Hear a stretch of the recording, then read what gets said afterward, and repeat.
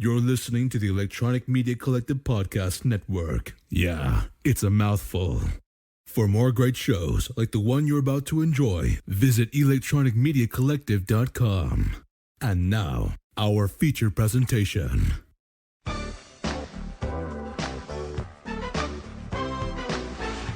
Welcome to the exciting world of the movies.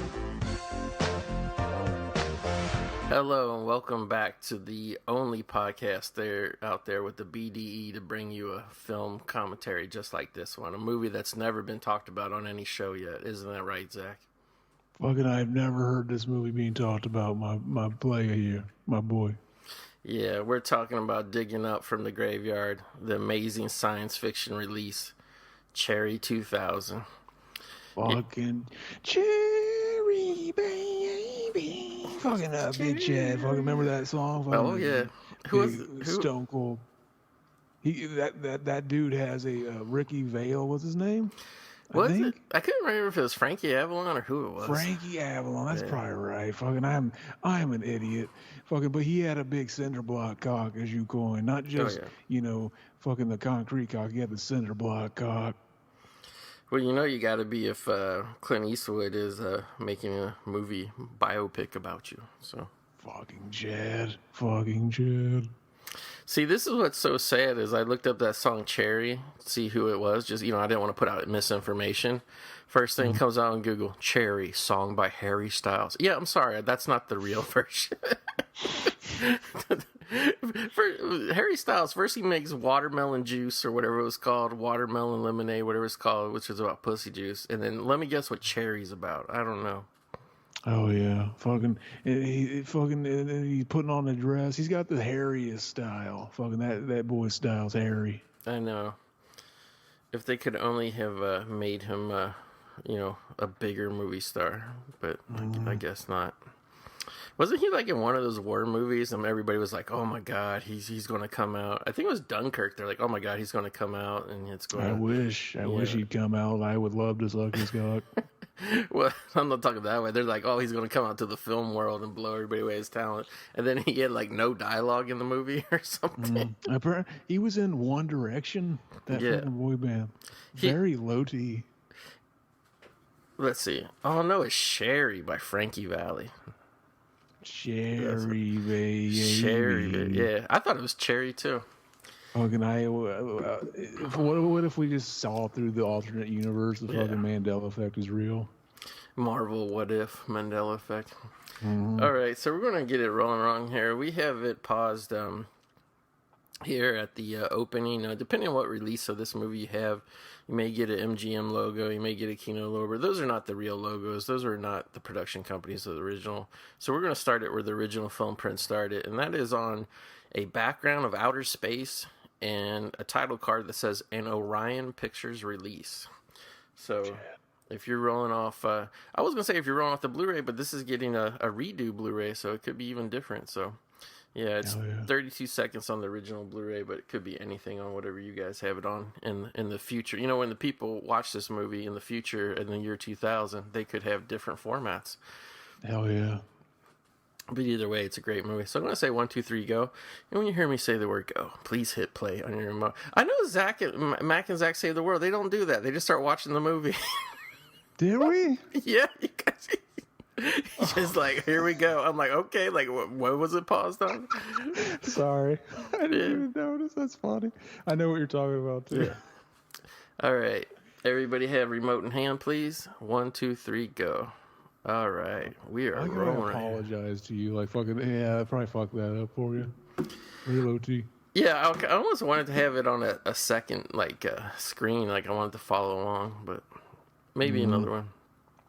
Fucking Cherry baby. Look at this. We're getting a silhouette. Is that Melanie Griffith? No, it's not. It's Carey 2000. Fucking look at them perky beebs.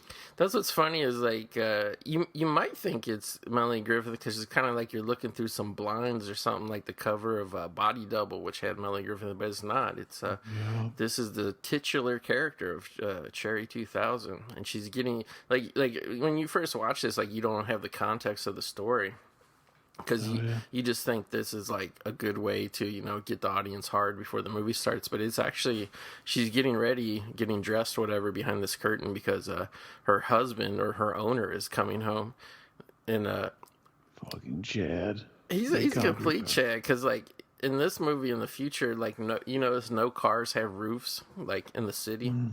Nope. And they like have 3 wheels. Like he has a weird 3-wheel car.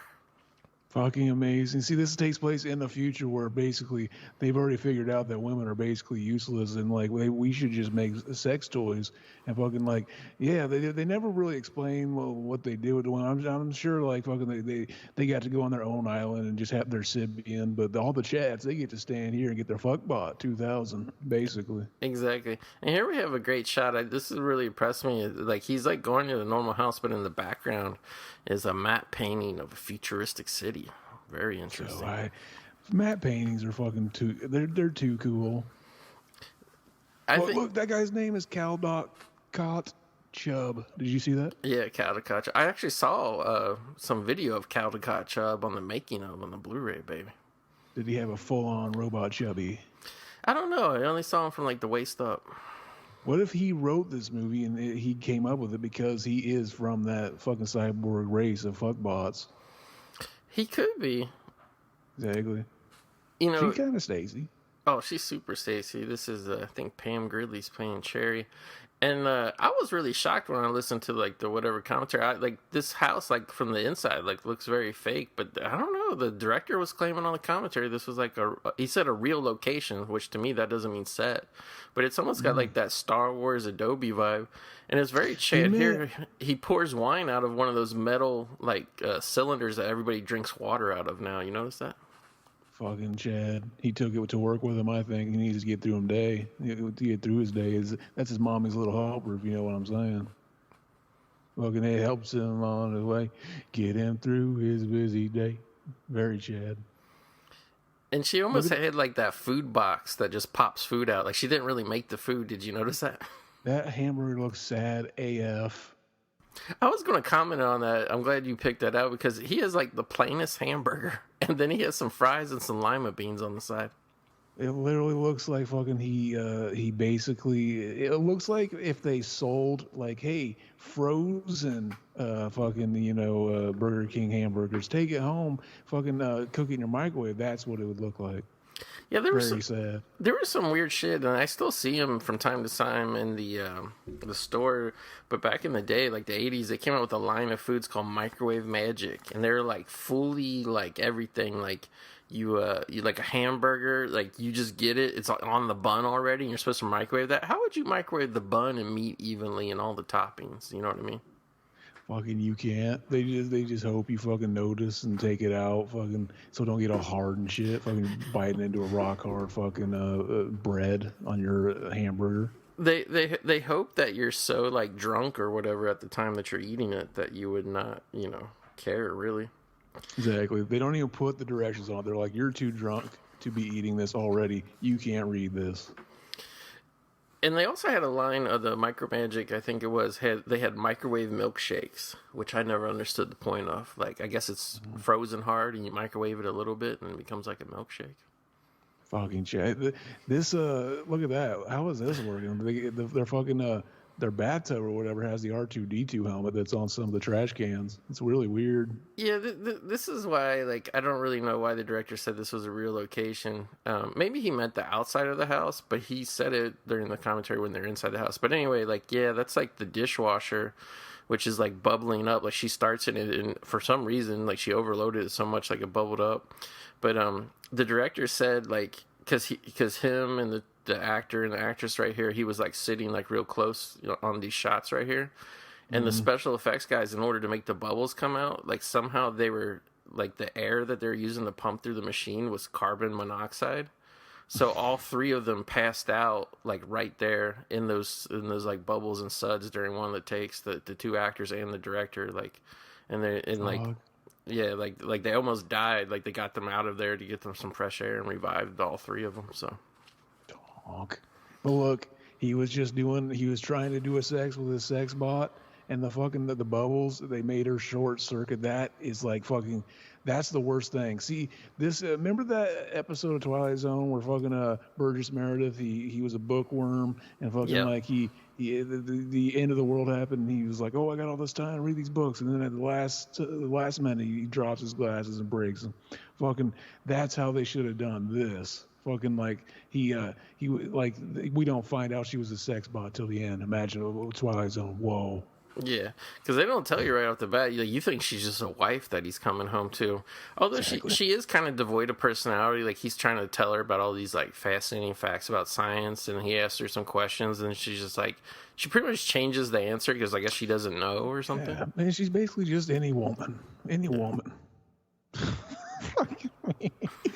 We were gonna make some red pill jokes. This is basically the biggest red pill movie ever. Yeah, that's why we wanted to cover it, because it's very decades ahead of its time, because it is the you know, really her whole AI, her whole memory fits on that little tiny disc. Figures. Yeah. Fucking women.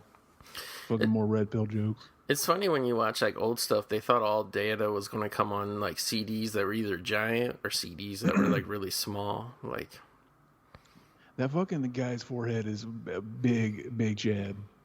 he kind of looks like one of them, like, scientific guys who talks about ancient aliens and all that. Hell yes. Look, they showed those robots are from 2 other movies I read. They put them in the movie. For Forbidden, was it Robbie the robot or something from Forbidden Planet, and then Gort from The Day the Earth. So, now I always thought this was weird. If you look at this schoolgirl sex bot, it looks like she's laying on like a table saw from like shop class, and then See, yeah, in this part of the movie, he comes and tells him like, "Oh, my sex bot got fucked up. I need a new one." So he's showing him all the new models because he's like, "You don't gotta fucking wear. I don't got like fuck it. Just get a new model, baby. Let's check out these." And he's just going, "This is like the fucking future. I can't wait for fucking these big Stacy robots to have sex with. I just can't wait." Like, if these sex bots like existed in real life right now, like, because right now we're kind of in the infancy of sex bot technology. How much do you think a sex bot that like convincingly looked like a real woman would cost? I'm thinking like at least like $500,000 probably. Probably those fucking ones that look like shit fucking cost like $1,000, and our boy fucking we got our boy fucking King Cobra getting people to buy them for him. Very Chad. Oh yeah, King Cobra JFS. He got. Didn't he murder one of his sex dolls at one point though? He fucking he went. Did you ever watch that video? No, I heard about it though. It is so fucked up. Like, yeah, he at some point he does. He just like he breaks it and then he lies and says like, "Oh, I fucked it up" and all this shit. And people were like sending messages to the guy that sent him the sex robot. Like, look, dude, he's crazy. Like, he probably like in a fucking crazy drunken rage just took a knife to it. Like, he's just crazy, bro. And it's like we don't know what he did. He's a fucking nutcase, baby. No, like this movie to this point, it's got this ludicrous plot of like a guy accidentally damaging his sex robot wife or whatever. But it's still fairly like serious up until this point. Now, at this point, you see where he works at this giant kind of Kafka-esque recycling plant in the future. Everybody's got to recycle all their electronics, I guess, because lack of materials or something. And this is like the first time it starts getting wacky because we get introduced by his coworkers who are really strange guys. You know what I mean? The dude in the blue looks like bootleg Quentin Tarantino. Yeah, he does. And the guy on the left, actually, Marshall Bell, you know him real well. You just reviewed his film Nightmare on Elm Street 2. Fucking Jed. He's like basically big concrete cock motherfucker. Like he played the coach, baby. Yeah. Like I was just gonna say too is like he doesn't actually like he looks more like fucking. It's like Quentin Tarantino looks like a scuffed bootleg version of him because there's something about Quentin Tarantino that looks very bootleg. He like the guy in this movie. He also to me he looks like remember that guy that was in the Night of the Creeps that was working in the laboratory and like they let the slugs out of the freezer chamber or whatever, and that guy came in with the clipboard. He looked like that guy too to me. Fucking, it could have been the same guy. Good. I'm not sure. Well, Very Chad. well, here we go. Like now, we're getting introduced to more of the society of what's going on here, and this is where it starts getting like very important to the, like where's this plot going to go? Like the guy's depressed, his sex robot's irreplaceable because I guess it was an older model and they can't just buy a new one. Like if he could find one that looked just like Cherry, he could put that little disc in there and bring her back to life, but nobody has it in stock. He's got to. The one guy was showing him a sex robot that he said you can't even have sex with. It just does your taxes. Remember that one? Fucking, I would pay for that too. I would pay for that too. But they go to this bar called the Glue Goo Club. Mm-hmm. And basically what happens is men and women walk around and they have like these little memory cards and they put them into like these little TVs. And I guess in the future, everybody records themselves having sex. So like this woman comes up to our main character, I guess we should say the main character's name's Sam Treadwell. And, she's like, here, look at my tape. And it's just her having, like, sex with this guy, but it's like a 3D, like, hologram, kind of. Stacy. And she's like, oh, see how good I have sex? Now let me see your card, And he's like, oh, I don't have a card right now. Because he's just been having sex with his robot. Like, I don't think you really record it in the future when you have sex with a robot. You know what I mean? Like what's the point? You think incels, when they have when they're black pilled, you think this is the movie they're basing it on? Like fucking in the future, they're gonna fucking women like that. You go into those incel, like the incel 101 is like fucking this weird thing about how like fucking women own all the fucking bargaining power with the sex and stuff. They have all the bargaining power. We have none. And then fucking so like basically that's literally what they just saw. The woman and him. She was like fucking see my card. Like you gotta show me what you can do, baby. Fucking he it wasn't just a given, and that's what they're afraid of. That they're not gonna be the fucking the pickings, like the fucking the big fucking jawed chads, like our boy fucking Robert Zadar in this movie. Oh, That's what he represents. He's got the big jaw chad. Yeah, this movie definitely represent like they saw it coming. It was another kind of they saw it coming, and fucking it's imitating the art. So it's already over with because it was quick, but I wish that nightclub scene would have went on more because it had like a lot of satire into it. But basically, what happens after you and your lady wow each other with your sex tapes, you then like they're like waiters at the nightclub, but they're actually lawyers. They come in and they write up a contract, and that was actually our boy Lawrence Fishburne in one of his early roles, playing the lawyer, writing up a contract. And he's got like a laptop, and then it's like you only like see it for like a split second, so you can't really read it. But I actually paused my Blu-ray, Zach, and I took a screenshot of that. Would you like me to read out what the sex contract says? Go for it. I am excited. Okay, number 3, I guess you can't see 1 and 2, but number 3, oral clause. If both the male part and the female parts to agree, 2 separate acts of an oral nature, one from column A, one from column B, may be performed in lieu of a simultaneous orgasm. In such a case, the male part must agree to devour the party of the female part for breakfast, lunch, and dinner. That is Chad. And the female parts must agree to commute the party of the male part in its extended entirety until white stuff is released at the core base, whichever comes first. Stuff. And then this one gets cut off. You can't read the whole thing, but clause number 4 in the contract says sexual fraud is a felony in the state of California.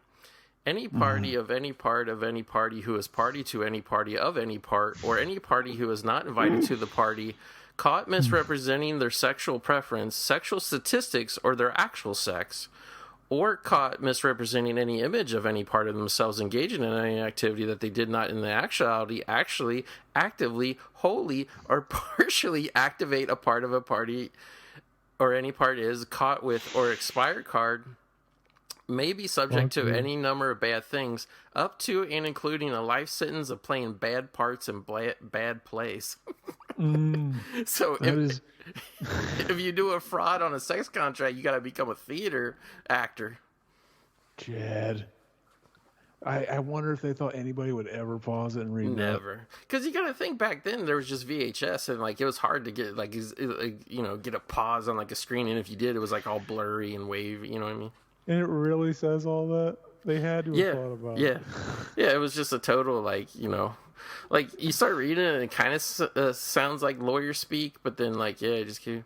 So I guess we should say jump ahead. Like our boy, you know, and like a lot of people, they say he's an incel and that, you know, he's a weak man and all this, but he actually dresses up like James Bond, and he gets like weapons, like handguns, shotguns. He goes out to the desert to go hire a tracker to help him find a new sex robot. Here's Big Stud right here. Fucking Yeah. look at that. There's two superstars of cult cinema in this, because the girl behind the counter, I never knew this because her hair's all covered up, but she's actually the Stacy girlfriend of Emilio Estevez in Repo Man that you know, shaves her head and becomes a punk rocker. Very Stacy. Yeah. And look, the big concrete cock himself, Robert Zadar. His legs are spread, but we should say too, it was some of the best futuristic set dressing. They put a cat, a live cat, house cat, into a like a 3-gallon jar of water. I mean, it was empty, but you know, he's just trapped in that water bottle. He ain't ever going to be able to get it. Like, did they put him in there when he was a kitten, or what? How did he get in there? Exactly. Fucking who knows? One can only assume. But fucking. Oh, go ahead. No, I was gonna say, at the hotel, you just see like another guy just throw his broken sex spot out into the hallway. He's done. He's done coming in it. As you do, and then the jizz mopper comes and fucking cleans that shit out and disinfects it. But like, we talked over it, but that scene where he was just sitting by the phone or whatever, and his wife was like, you know, unconscious, laying next to him. It's like, you still got the sex bot. What's stopping you from just having sex with it? Yeah. Like fucking, he's like, oh, he's a real romantic, I think. Like, he doesn't want to feel like he's having sex with a corpse or a fucking sleeping person. That's too incel shit. Fucking, he's big concrete cock. Yeah, he wants his sex partner to have no consent, but still be looking at him with wide open eyes while he completes the act. Hell yes. And basically the movie, it basically told us, right, that little disc he has is basically his wife's, or his love. His robot, yeah. It's all her memories and stuff. So it's effectively her. So like at the end of the movie, when he completes his mission, that's basically his wife, right? That's what the movie establishes. Yeah, it is her. Now this is funny too, because the ending of the movie is very red pilled, because he basically drops her and fucking gets with a bigger Stacy. Exactly. It's all about men's rights in the end. A man's right to choose. Now, we had the introduction of Melanie Griffith, and depending on how dark or not dark your TV is, somebody comes in and attacks him, and it's supposed to be Melanie Griffith in a hood, but it's a completely different person. And the director said it was a mistake, that the lab was supposed to, like, dim it down to where it's just a silhouette. But he said, y'all, you can clearly see that's not Melanie Griffith. I thought, yeah, when it showed her, I was like, something feels off. Like, what? I didn't realize that it just plainly showed the person, though. Yeah, like it looked like an older lady, like, or possibly even an Asian person or something, with like just like scrunching their face up. They looked nothing like Melanie Griffith, but it was very odd. Yeah. What do you think of the Melanie Griffith? Amazing. I'm a big fan. I've talked about it. You know, part of the reason why I wanted to cover this show was I was talking about her past films, forgotten films, on a past podcast, and it was like I really went down the rabbit hole of Melanie Griffith probably 8 or 9 months ago. I actually bought up a bunch of her movies. I enjoy them. Dog, that movie I mentioned one time, and I was calling it something. I forgot Arizona I called it, but it's Crazy in Alabama. Okay. The movie she was in, and it had the meatloaf in there, and I remember liking that as a kid, but it's been so long since I've seen it. And she was also in Another Day in Paradise, which I like. Oh, That's yeah. Larry Clark. I know. I'm such a boomer. I went to see that in the theater, and I enjoyed it highly. Our boy James Woods. James Woods. There we had a silhouette of Melanie Griffith's body, and if you notice, very enlarged, swollen breasts on that silhouette. That's because she actually came and filmed this movie 2 weeks after she gave birth to a child. She had big mommy milkers. Yeah, that's what was going on there. Beautiful. So apparently, I don't know how to read this scene. Like, she's like the bounty hunter tracker that he can hire to take him to the sex spot, and like for some reason, like he doesn't like her. He doesn't hit it off with her. So he's like, I'm leaving. I'm not going to hire you. Her name is E. Johnson, by the way. I mistakenly called her Red when I was talking about this show, or this movie on a past episode, but There's a character who doesn't know who she is, calls her Red because of her hair, but that's not her name. Her name is E. Johnson. You think she's got red pubes?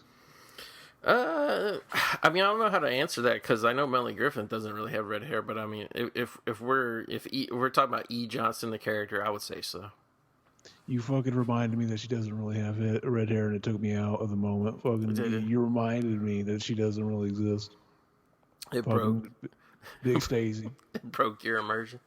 So he goes to the bar, which is like an Old West bar, but somehow like the director kept calling it the donut store, which is weird because like when he goes to talk to some bounty hunters, they are eating donuts. Like they're not drinking whiskey or anything. They are eating donuts. So. Oh yeah. I got a call real quick. I'm gonna take it real quick. No You problem. want to Go pause for it it. or? No, just keep going. Just mute your microphone if you can, or just drop your microphone on the ground and walk away. Yeah. So like basically, yeah, he orders a donut.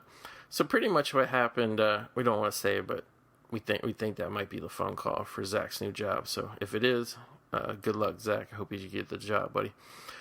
But anyway, like, yeah, so he didn't really like old E. Johnson, so he wants to go hire Six Finger Jake, who's like the local legendary bounty hunter, tracker, whatever you want to call it. So that's why he goes into this old-timey bar trying to find Six Finger Jake. But instead, he comes across, in an ironic twist of fate, our boy Brian James here, who, if you people don't remember, Brian James actually played one of the robots in Blade Runner. Here he's just playing an Old West kind of style bounty hunter. This movie is pretty much a Western, I would say. It's kind of weird. The futuristic city, like they don't really set it up right at the beginning, but later on, when they ask him where he's from, he tells people he's from Anaheim. So that city was supposed to be Anaheim, so he's in California. And then, they kind of make up fake town names for where he goes. Like he passed through a place called Adobe Flats and some other places that are references to movies. But this town he's in right now is actually called Glory Hole, which is obviously a completely made up name. No town would ever, no self-respecting town would ever name themselves Glory Hole, because of what a Glory Hole is. Yeah.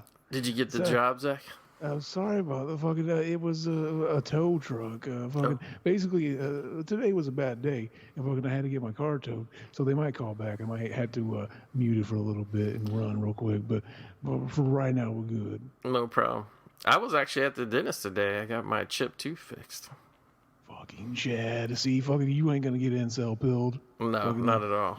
The fucking Stacys, they know you still got a big say in that fucking market. The dating market, baby. My enamel is complete. After 20 years of having a chip in my tooth, I got it finally taken care of, and it was completely sealed, the enamel sealed. No red pills are getting in my system. Exactly. This guy right here, who's he? Our boy Brian James. I was saying he was in Blade Runner. He played one of the robots in that movie. He did. Big Chad. Big concrete, yeah. Mm-hmm. He's also in the 48 Hours films, both of them, and he gets that expanded role in part 2. I won't ruin it for anybody out there, but I was telling this town that they're in. Did you catch the name of this town? It's called Glory Hole. Hell yeah, that I did. That's funny. Fucking the big dick Chads. They all fucking red pill. They know the jokes to make. I was gonna bring up. Is this a fucking Brian James? Is that this character? Or is that later? No, this is Brian James, the guy with the bleached hair. I was gonna say his character name. Did you notice what it is? I can't remember what it was. Stacy. Oh yeah, that's right. It's Stacy. He's the Stacy. See, they are laying in all the fucking red pill knowledge, all that knowledge. I said knowledge. I am tongue tied tonight, baby. That's knowledge. Okay. We all have our difficulties we need to overcome. See, fucking low T moments. Exactly. That's why I don't think this guy really is a low T incel, because he actually, like, these two guys try to roll him. They have him at gunpoint, and he actually he beats them up, and he gets away pretty quick. Yeah, he's a big concrete stud. But like, yeah, this this whole part right here, basically, does he not want to hire her? Because like at first he shops around, right? Yeah. Well, Fucking, what was the deal? Did he think like she was too Stacy to fucking like try to like I got to keep my cock on lockdown for my wife. well, first of all, I think he got insulted because it's not like he wandered into her house. It is an office. There's a sign outside. He knocked. He came in, asking for E. Johnson because he heard E. Johnson was a good tracker. And then she flips him upside down, does karate like he's an intruder. So that kind of pissed him off at first. And then when she took the hood off, he's like, "Oh, look at this Stacy. She's not going to be able to, find me a good sex worker." So I want to talk about the guy that plays Sam Treadwell. Mm-hmm. His name is David Andrews, and according to what, he was actually, he just had a bit part, but he was an extra in the first Nightmare on Elm Street.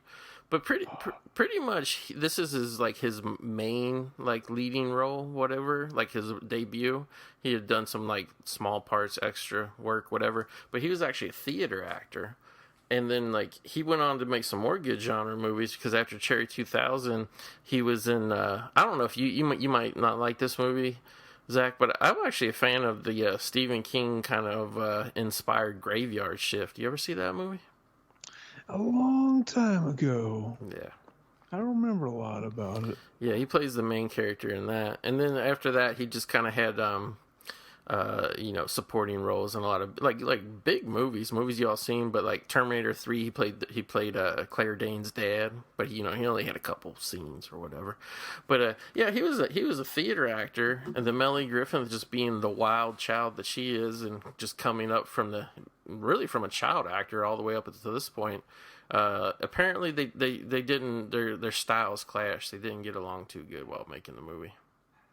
Dog, fucking very low T. So these two main characters, they didn't really have this great sexual tension because I noticed while watching the movie, this low T beta fucking is still trying to get to that stupid ass fucking robot. I know. When he could be just macking on this big Stacy, and at one point they almost do a sex, and he doesn't do very low T.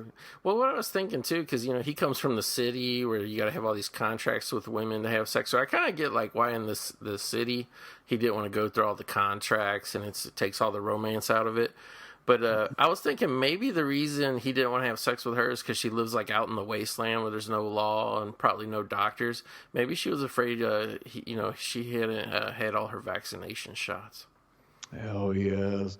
See, that was the thing too, is because I had that fucking weird day with my car. I didn't get to rewatch this right before, but luckily enough, I do. Yeah, this is one I saw, and I do fucking. The only thing I'm kind of hazy on is kind of the group of people that are chasing them. Fucking, I kind of forget what they kind of were where they came in. But I remember most of this sex bot stuff because the whole time I was watching it with a fucking rock hard erection, just fucking either fuck the robot or fucking nail Melanie Griffith. I got a fucking boner, nothing to do with it. I mean, it's kind of his character is kind of win-win either way. You know what I mean? Exactly. Yeah, so we should say she's got a really cool. I think the director said, I can't remember. It's either a 65 or 67 Mustang, but it's real cool, and it's kind of been retrofitted with a battering ram. And they needed that. There was a roadblock of I don't know really what they were, mutants, pirates, whatever that they had to run through and shoot at and all that. So I mean, we're pretty much on a good adventure here already. They're packed with guns in this car and everything, and pretty much right here is where what are we at? Time wise, 30 minutes. Okay, 30 minutes. This isn't a very long movie. It's a little under 100 minutes. But so you were saying you were a little hazy on who the people were. I've watched this movie many times. This is probably my third time watching it in the last year. It keeps growing and growing on me more and more. I liked it as a kid, but it's I would see it on Kiddo as a cable, and I was always kept bits and pieces of it, and I was always kind of confused. I never really got what the setup was or why they were doing everything. Mm-hmm. But this part, she takes a little nap and he goes out and he's going to eat some baby food or something out of a can. I don't know. And he sits on that wall and he listens to recordings of his sex robot talking to him and stuff from the past. I guess it's her memory. But see, my ultimate euphoric fucking the future is basically we're kept as chattel men and we're milked for our semen by beautiful Stacys with these big mommy milkers. And like they probably feed us like very like substances, like fucking this stuff we need to survive, like nothing good, just like fucking put a little fucking bag over our head and make us eat like fucking ground up, cornmeal or something, or baby food, fucking baby food. because they fucking maybe, oh, we got all this baby food because like fucking we don't want to have kids anymore because kids suck, and fucking we're gonna milk you for your cummies, and then we're not even gonna use it for anything. That's the ultimate, like that's the added benefit, that they don't even want it for anything particularly, but Well, very chat. I was gonna say, with the premise of this movie, these sex robots everybody has, they never like show how they charge them. Like, what's the energy source? They never show them plugging into the wall. They never show them like changing batteries out of their backs or something like that. What do you think is powering these robots or these machines? What do you think they run on? I think they must run on cum, fucking just like our boys in the fucking all of us in the fucking big cum universe. They'll know soon enough. It's coming. I mean, that sounds really far-fetched, but I was really trying to rack my brain, and I was even, listening to the director's commentary earlier today, hoping he would tell me what the robots run on, but he never did, so that's the logical. See those snakes hanging out of that pipe? Did you ever notice those? I didn't. Yeah, when he's on the wall, there's just like a little pipe, like kind of next to where his legs are, and they just filled them in with snakes just to kind of establish the theme that there's a lot of snakes out here in this desert. And the commentary, the director did it with a film critic who was like, seemed like he was very familiar with the director's work. Mm-hmm. In fact, they spent a lot of time talking about his next movie he made, Miracle Mile, which is actually very good too. But either way, like the film critic guy said that gave him nightmares as a child. Is that the guy was sitting there and there were snakes in a pipe and he didn't know why the snakes were in a pipe, and it frightened him. Isn't that funny? Like, yeah, how you remember movies and like certain things about them as a kid. Yeah. Okay, I love that. Fucking. One of the movies like that for me was Troll 2. Like, I remember fucking the kid was in the back of the car and he said, "Dad, pull over, I'm gonna be sick." He started sweating green, and they turned into weird monsters, and that scared me as a kid, even though it's so fucking terrible when you watch it as an adult. Amazing. You know what's insane? I was such a boomer, and I remember when, like, whatever, I was in second grade, whatever, when the first Troll came out. And I remember being so excited about Troll and seeing it in Fangoria and getting my dad to see it. And, like, we sat in a theater, we pretended like Troll was, like, a serious movie.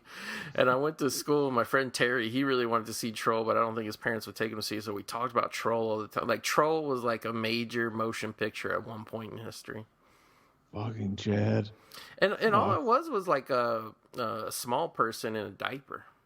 Exactly. Like, fucking just hanging out. Yeah. Hanging out in a fucking apartment complex. That's all it was. So turning people into plants. Okay, when you say you're hazy on who the people are, so they're like out in this wasteland, and they were some binoculars across that ravine there.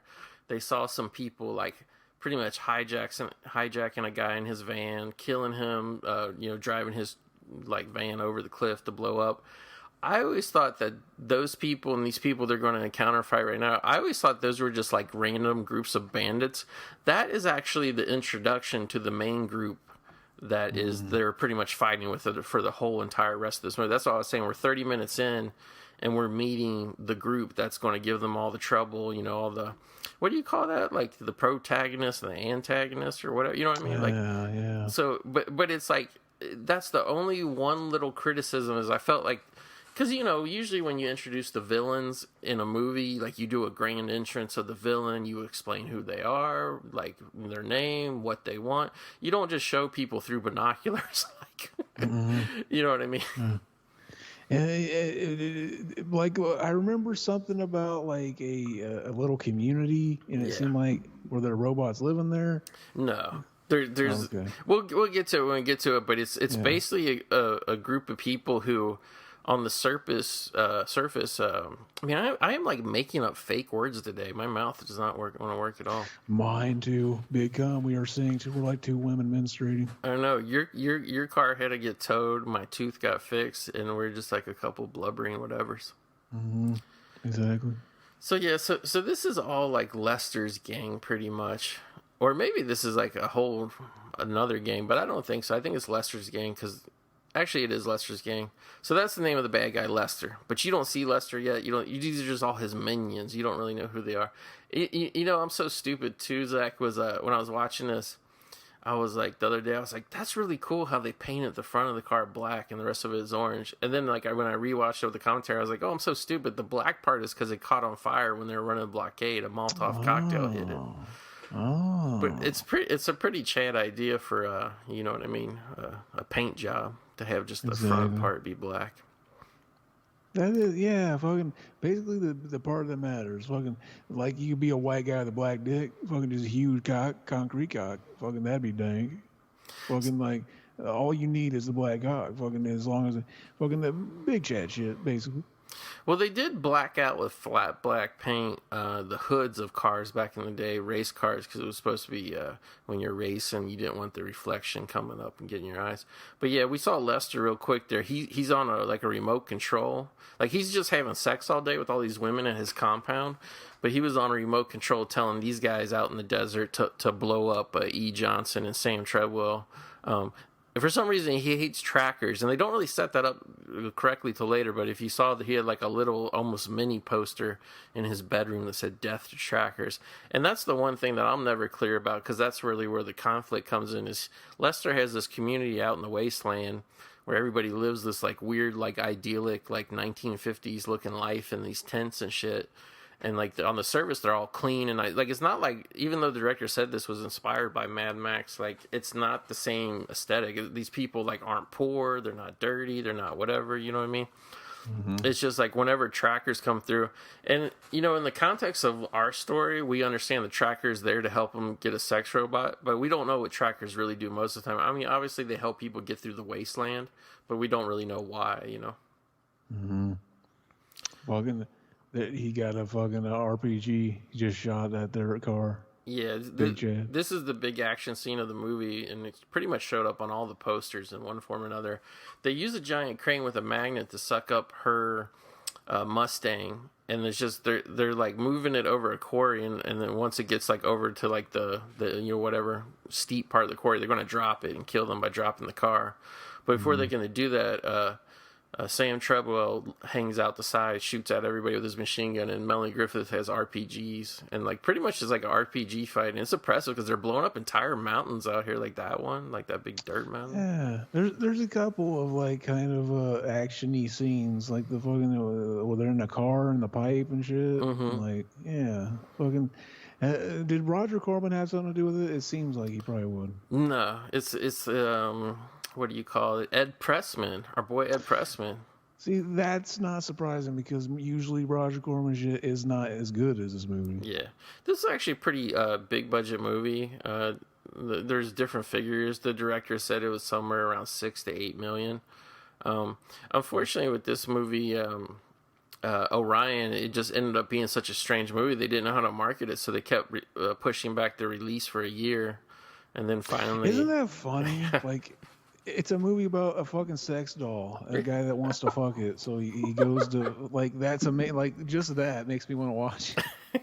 Well, and they didn't know how to market it. That's why when I saw it came up on Prime, I was like, oh, I know Zach's got Prime. Like, I wanted to talk to you about it because I mean, it's probably the most unique and probably the best science fiction setup I've ever seen. You know what I mean? Mm. You know what? If they make it a sequel or a remake, they gotta fucking cast Melanie Griffith's fucking porn star niece. I forget her name now. Her porn star niece. Fucking I forget. It was gonna be funny. I was gonna say, Janice Griffith. Okay. I don't remember if they're both have Griffith or fucking Griffith. I don't remember. It might be a little different. But there's a joke in there somewhere. Actually, you can look this up, but in 2011, Edward Pressman was thinking about remaking this film because it never got its proper release. It just got dumped out in a few theaters, and it became a big cult hit on HBO and video. But Ed Pressman was saying, oh, we might remake it and redo it, for the modern age. And Melanie Griffith said, like, yeah, I think that's a good idea, and you should get my daughter, Dakota Johnson, to star as my role. Unfortunately, that never happened and probably won't happen now because Dakota Johnson, this is back when Dakota Johnson, I think only had a tiny bit part in 21 Jump Street or something like that. But yeah. So is she big now? yeah, she's super big. Is she? Was she in that remake of Suspiria? Yes. Stacy. And basically, what happened here was the guys in the crane, they were going to drop the car and like crush them, by dropping the car like off a high cliff. But Melanie Griffith did some Stacy shit and climbed out onto the hood of the car and hooked up a tow winch to the crane thing, so that they couldn't drop her, and like they tried, and then the car was dangling by the winch, and they lowered themselves down this drain pipe. So like previously. Sorry, I keep noticing they keep alluding to holes, like fucking the Grand Canyon. They're kind of seeing these big holes. That's obviously representing the hole of the woman, where we come from, the birth. And like this hole, this is like this is like the car stuck to the winch, the water fucking trying to get it out. This is basically that fucking turd that just won't flush. You flush it and there's one turd that stays there. It's like, what the fuck do you want? And it's just like they're getting very 5-head with this movie. Or are you just joking about that, or did you do research about the movie, Zach? I just completely made that up. All right, on the commentary, the critic guy, like when they walk into the nightclub, like the door opens, and like a hole opens up, and then this where they get lowered into the pipe. The guy kept saying, "Oh, there's all these vaginal secretions and allegories here." And the director's, yes, it's very phallic, it's very vaginal. This film, everything is intentionally sexual. So yeah, you actually, with your joke there, you actually hit the theme of the movie on the head there. Hell yes, they're into it. They know. See, he's got a gun. He's the cock. Exactly. Saving them from the fucking hole they just fell into.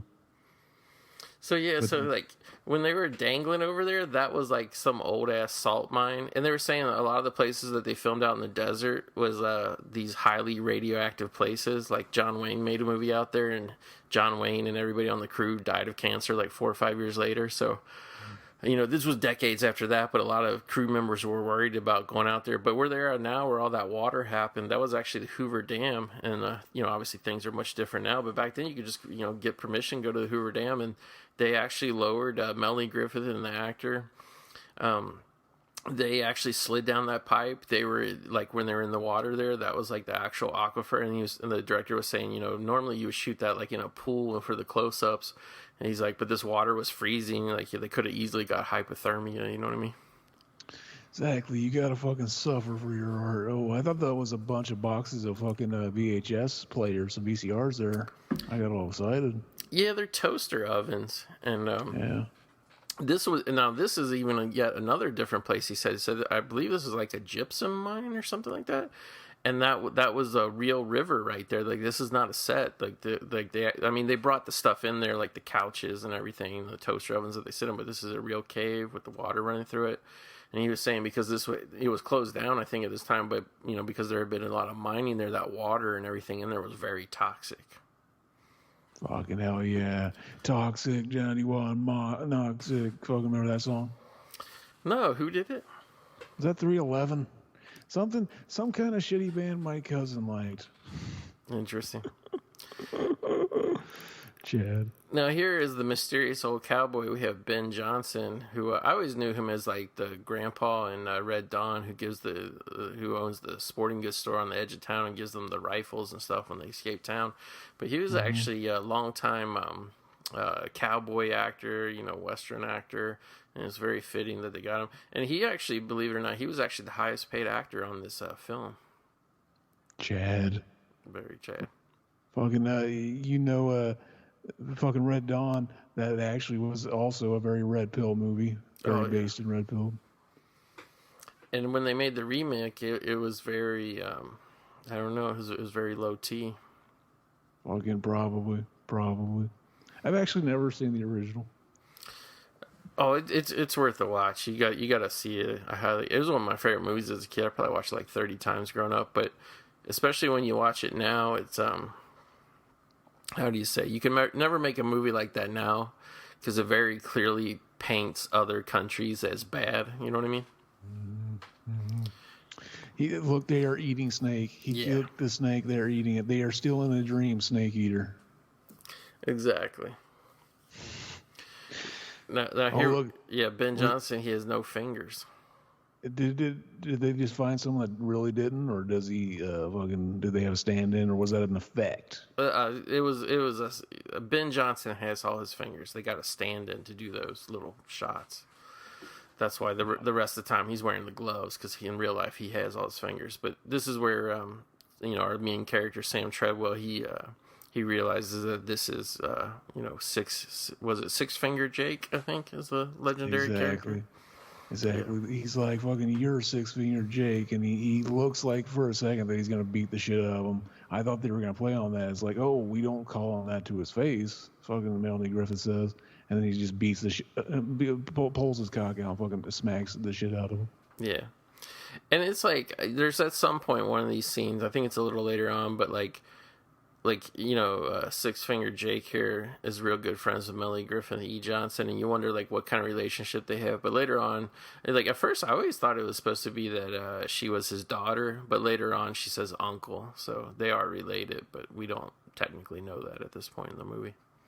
What if they have one of those weird sex relationships, and he calls her daughter, she calls him uncle, and it's just fucking play acting, and it's like it's a platonic thing. That would make the main character who has sex with a robot be actually more normal. Exactly. And fucking he's getting cucked by Mr. Feeney, Big Chad. Exactly. But clearly it's set up here where by the way, this little cave is so awesome. I would love to live here.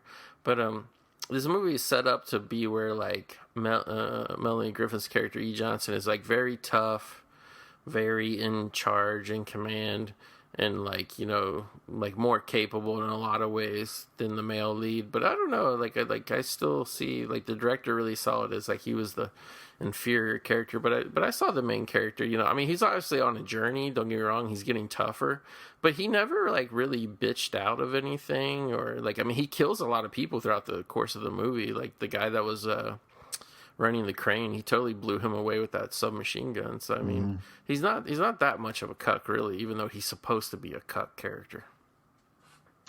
Exactly. Fucking he has the total fucking redemption at the end where he refuses to be a cuck anymore. Fucking he was a cuck, but now no more. Fucking he's like, I ain't gonna simp for no fucking robot, baby. No, but you see him in the beginning before his robot gets damaged. He's fully in charge of his life, and then where he is at the end, where you say he was taking advantage of men's rights more in the beginning of the movie or at the end of the movie?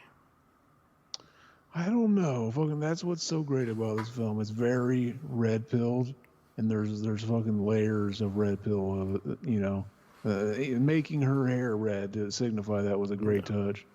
It was funny because when I was telling Trev about this, because he was roughly familiar with the movie, but he never seen it. He was surprised when I explained to him the concept. He always assumed, because she's on the poster and everything with red hair, he always thought that Melanie Griffith was Cherry 2000. Did you ever make that mistake? Yeah, I always did. Yeah. It's very kind of misleading title, don't you think? What's funny is if I knew the plot and knew Cherry 2000 and thought she was, I'm like, fucking Melanie Griffith is playing a sex bot. Fucking I am in. I would have watched it and I would have been let down that she wasn't Cherry 2000. Here we see Six Fingers Jake. You can tell it here. His boat that he rides the river on, it's actually a billboard with boat motors attached to it. Did you notice that? I didn't. Yeah, it's an old Marlboro billboard, cut up and all scratched up. And they were saying, they filmed that for real, and they had two real donkeys on top, just riding on top as they rode around on that boat, I should say. Donkeys are cool. I like donkeys a lot, actually. They're big fucking pointy ears. If I had a big backyard, I'd have a couple. I want a real goat. Fucking I want to take pictures with my goat. Fucking Me too. Use them for black metal album covers. I've seen pictures of people that keep them as pets, and apparently one thing is you got to be careful where they run around or whatever, because when they get to running around, they like to run and jump on cars, and they totally demolish cars, total cars with dents and smashing in the windshields and shit. Figures. That's the most fucking metal thing an animal could do. Destroy a car. It's kind of weird when my grandparents built what would, I guess, be their new house, like back in like 1982. It was in a like subdivision with houses like right next to it and everything. Their next door neighbor, their son and daughter had a pet goat that they kept chained up outside. And, like, yeah, it would eat beer cans and all this shit. It was weird. Like, I don't think it lasted very long. I only saw it a couple times because they would, like, literally keep it tied up to, like, a stick. They didn't have, like, they didn't have a barn, but they didn't have a pin or nothing for it, and it would always get loose. Like, I wonder what happened to that thing. Hell yeah. Now I'm having a fucking regained, memory. I remember being super fucking confused by this section of the movie because he wakes up and he's like with different characters. Yeah. And like the movie keeps going for a while, and at some point, like I rewound it and I was like, I must be missing something. I don't remember how he got here. I was thinking like, oh, he's just having a dream, but then they show up and it's not a dream. Very confusing movie. Very confusing. Yeah, it's not choreographed or what, but they basically get in a shootout with Lester's guys, and somebody gets the drop on him and hits him, I think, with a rifle and knocks him out. And when he wakes up, he's in completely clean clothes. His hair is slick. He's at the Sky Ranch. And this is where the movie gets really strange. This lady comes up to him, and she claims to be his ex-girlfriend, and I mean, I guess she is, because he knows who she is. But the director was saying that, like, he couldn't remember which way was which, but originally this character was supposed to be his sister. And just through, like, looping in the dialogue, they just made it his ex-girlfriend. Fucking, if it was his sister, it would have made so much more of a big splash whenever they kissed right there. I know. And there was, like, one little shot where he said they claimed, like, he filmed, like, a year later with just some fake rocks in the back. It was just a close-up of one of their faces. But so all these sexy ladies who I guess are, like, a part of Lester's harem, they were actually the, what do you call them, Hawaiian Tropics girls at the time. They hired them to come out and be on the movie, yeah. I would hire them to come out. Fucking red pill moment. Base the red pill. But when you say this, like, to me, like, they're kind of like I guess these, you would technically call these, like, they're not tents, they're like those yurt things or whatever, like those little hard tents. They call them yurts. I think that's what our boy Aaron stayed in. Remember that time he told that story where he did an Airbnb in a yurt or something, him and his girlfriend, and like they had a poop in a bag, and then he was trying to throw the bag of poop away, and then the guy chased him like down the road because he threw it in his trash can. Remember that story? I do. That was a great story. It was. Well, did you ever hear the story about Mac with an Airbnb? No. What happened to him? And they were setting up for our boys Lucas's wedding, and they stayed at one, and it was some lady who was like older and I think Max said she was like really overweight and stuff, and apparently like she kind of did a Me Too thing to him. She kind of like manipulated him into thinking he had to have sex with her if they're gonna stay the night. Even though he paid money to stay there through Airbnb or whatever. There was something weird that happened because he was talking about how like fucking I didn't want to have sex with her. It was probably just he's fucking lying. We actually used her picture and put a Ghoulies face on it for our Ghoulies 2. I was going to ask you if that was the Ghoulies, because that Ghoulie had some sexy long hair. Exactly. But like, what was the situation that led to that photo? Like, that lady was doing her Me Too, and you guys thought it was funny, so you just took a photo of it? They were just sitting there talking. Because they're sitting talking on like the edge of a bed or something. Yeah. Very strange. I never knew that was the background. Like, I knew that was some kind of heinous conquest of a Max, but I didn't know it was a Airbnb Me Too situation. So the lady, I always thought it was just somebody roughly your guys' age. It was an older woman, huh? It was. Wow. Very, very, very Stacy. She knew how to fucking play our boy. Yeah, get that sex. She had the bigger upper hand. She fucking in the marketplace of sex. In that situation, it was like Mac was the Cherry 2000. Mm-hmm. I remember this character. Mm-hmm. They find out he's one of the what do they call our girl, Melanie Griffith. A tracker? Yeah. He's a tracker. This guy that's dressed like a golfer, that was his cover, but he was really a tracker, and they captured him. Like I wanted to call him a trafficker. a trafficker. That's a way less happy sounding thing. Like fucking good thing I didn't say that. Fucking they are not a sex trafficker. Mm-mm. Exactly. That was kind of like the introduction to our main bad guy, Lester. Like, we technically saw him earlier, like for 2 seconds, talking over a walkie-talkie phone, but we didn't know who he was at the time. But that's played by the great Tim Thomerson, who is a really popular stand-up comedian in the 1970s, and he transitioned to acting. He was in a lot of movies. I think a lot of people know him as, I think his name was Jack Death in those Trancer movies. Remember those? I knew I recognized that motherfucker. He's in a lot of stuff. The last thing I can think of is he had a kind of small role in Fear and Loathing in Las Vegas. I loved that guy when I was a kid. Just a bunch of movies he was in. He always played. He also played the dad in the movie Near Dark, which everybody loves. But he just always played like a real kind of cool, almost like California surfer type guy. But yeah, he's really. They even do an interview with him recently on the Blu-ray. It's he's still going. He's a little bit older, obviously with gray hair, but. He's still pretty much the same guy in that voice. He's got a really memorable voice, too. Something about him always made me think like he's like the bootleg Bruce Campbell. Well, yeah, but he's like, in all honesty, I'm not like saying this just to be goofy or whatever. Like, I think actually Bruce Campbell kind of stole his shit from him. Probably, yeah. Because I mean, this guy was doing stand-up comedy. He kind of had that persona like since the 70s.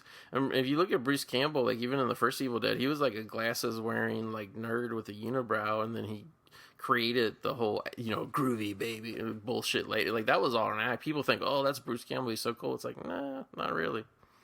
Exactly. He stole our boys' fucking thunder.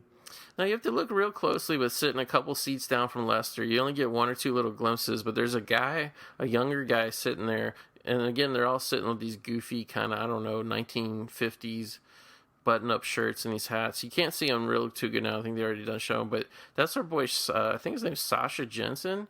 He was in Dazed and Confused, and he got killed by Michael Myers in part 4. He was having sex with the large chest that Stacy, Kathleen Kim on, and then Michael Myers came and ruined the romantic evening and killed him. Oh yeah, I see him now. Yeah, oh, yeah. Like I saw this movie a couple times before I noticed it was him. It was just at the end when they're in Las Vegas, they show like one shot of him. He says something. Fucking this is a scene I remember. They killed this guy right here. Fucking very low T. It's very violent too. Yeah, I remember.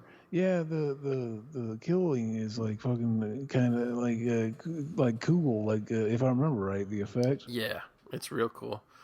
But that's the thing about this movie is like it's very tongue in cheek, like goofy. Like you could there's like big stretches of this movie where it almost you could think like it would be like a PG-13 movie.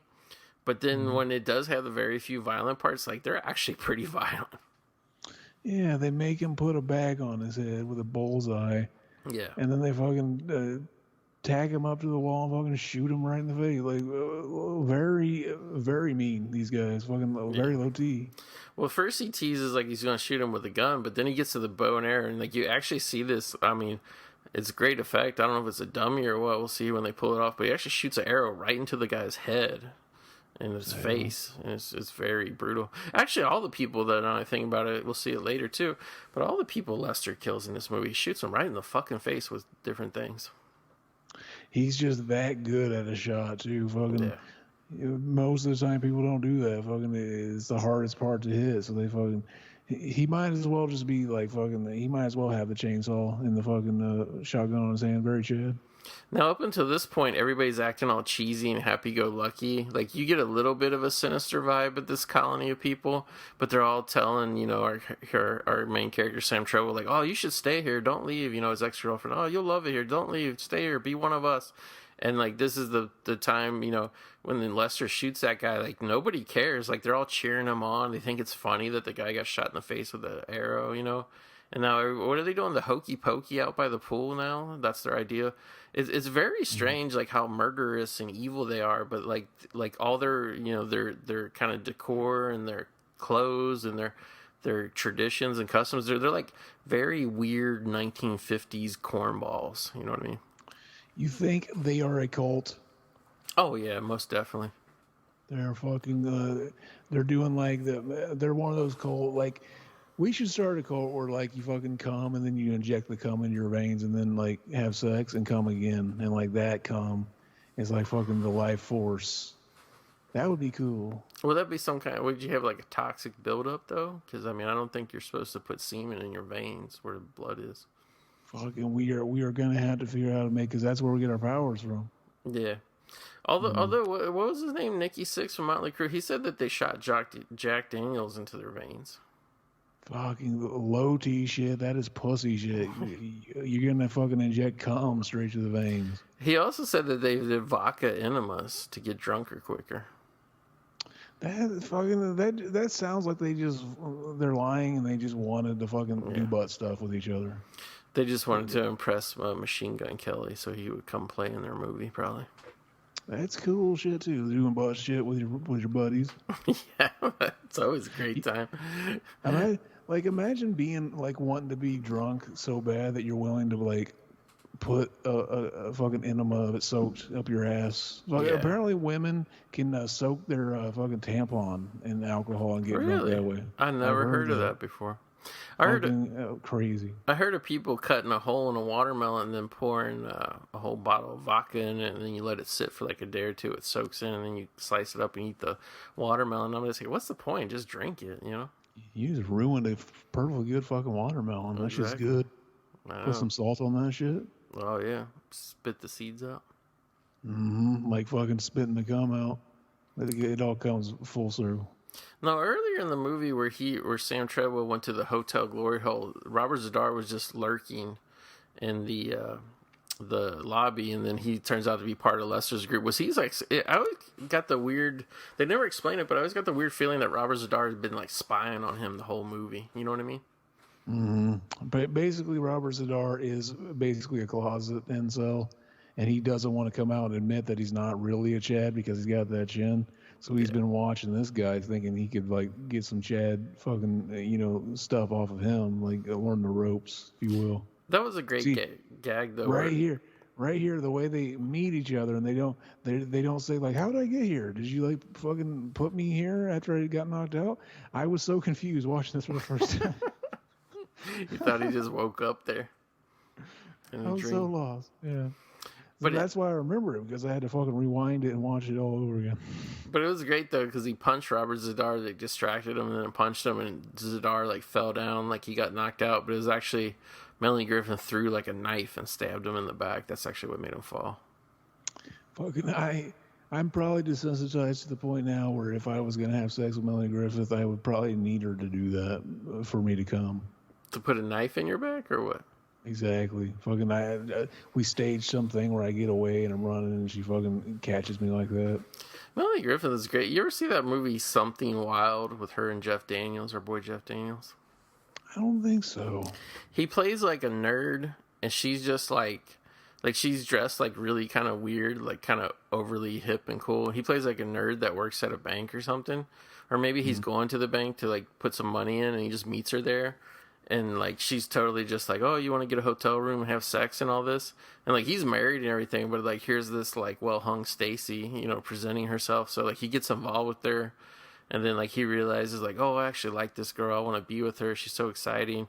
But then it turns out she has, like, a psycho ex-husband, Ray Liotta, and all this stuff. So he gets, like, roped in this. It's kind of like this movie in terms of, like, just a nerd guy gets roped into a really big adventure. Fucking, she's been in some Stacy ass shit. Remember that fucking movie Milk Money? Big Stacy. Yeah. They filmed that in my hometown. Yeah, couldn't wait for Milk Money. I was like, because I remember like seeing on the news, they're like, oh, Melanie Griffith is in town, Ed Harris in town, film Milk Money, and then you go to see the movie, like, oh, cool, let's see Milk Money. If people aren't familiar with the film, it's a couple like 8-year-old boys hire a prostitute to kind of have sex with their dad. That's amazing. That literally is like fucking. We need like coming of age movies like that now. Like we don't get shit like that anymore. Yeah, I don't know what happened to the culture, but like what happened now, we're all about making these films for China, like Shang-Chi and Mulan, and we like everybody. We're celebrating everybody else's culture, but not the American culture. Where when you're 8 years old, you save up your milk money from school to go buy a prostitute for your dad. That's so fucking Chad. But you know what's awesome though is like Melanie Griffith like had no problem like going, oh yeah, I'll act in that movie. Oh yes, because it's genius. Why would you? You see this? Did you see the shot of the kid look like he was peeing on the fire? He was holding the hose like by his dick. He was covered. Those buildings look like tits. He was covering those tits in his white pee. I told you, they are fucking. They know. They're making all these movies, and they try to make it look like we're coming up with these ideas, but it's their propaganda. I think seeping into our brains. I think so too. I was going to say earlier during that dinner scene, Lester was like, I want to find me a Cherry 2000. He's showing Sam a picture of a Cherry 2000. He's like, do you know where I could get one of these? I always thought that was weird. I was like, is he fucking with him? Like, he knows why he's really out in the desert?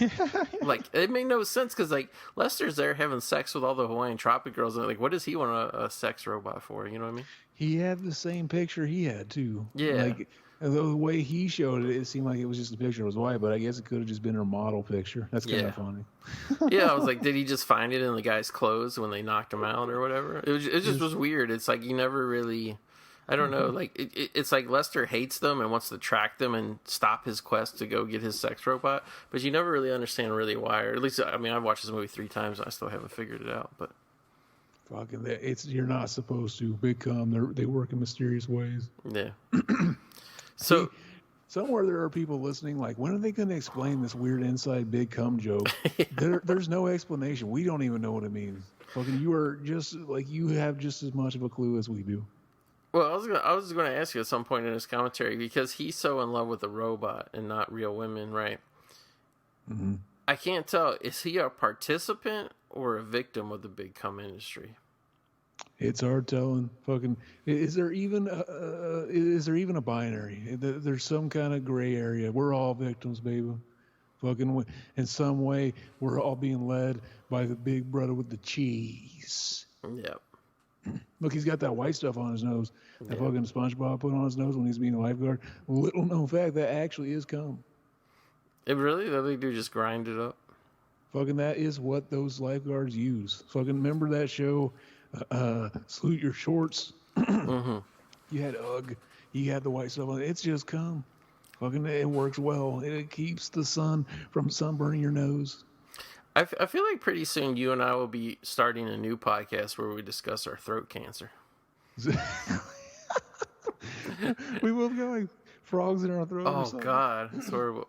Well, I'm from, it's because we've had wildfires and it's just the air quality. Every day I wake up, the forecast is like whatever 90 degrees and smoke. And it's like it just fucking wrecks your throat over time. It gets scratchy, gets dried out. You walk outside, you're like, who ripped this big ass fucking vape cloud in Silent Hill? Sick vape cloud. Yeah, it is like walking. I'm waiting to see one of those faceless Stacy nurses walking down the street. Now he just wrecked the car because she was laying in his lap, and he finally realized how Stacy she was. Exactly. Now he's touching her boob. It's funny when they finally get romantic, he just immediately reaches for her breast. Like, there's no, like, ice breaking, like, oh, let's kiss, and then I'll touch your boob. Like, no, he just starts holding boobs. It's like she had those big mommy milkers. That was, like, basically a fucking magnet. The entire cast was sitting there fucking thinking that. Like, not being crass or anything, but they probably had to have backup wardrobe for her, you know, probably leaking all day.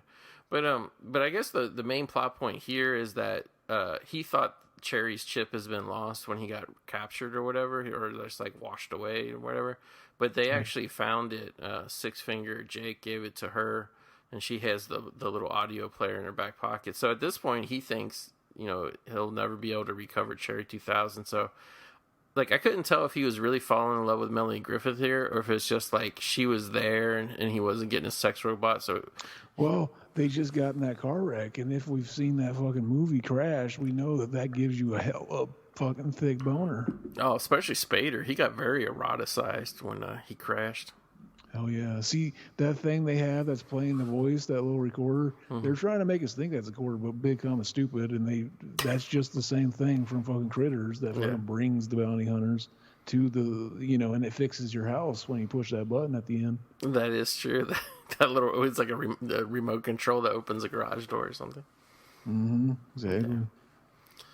Yeah. So, I mean, it's like kind of the conflict here is like, it's almost like she doesn't really want him to get his sex robot back because she's kind of liking him too.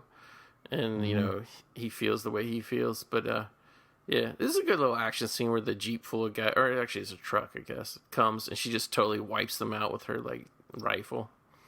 And look, she's got the big gun, the big phallic gun, and it's got the silence on her because she is uncircumcised. She's gonna fucking kill them with that big uncircumcised cock.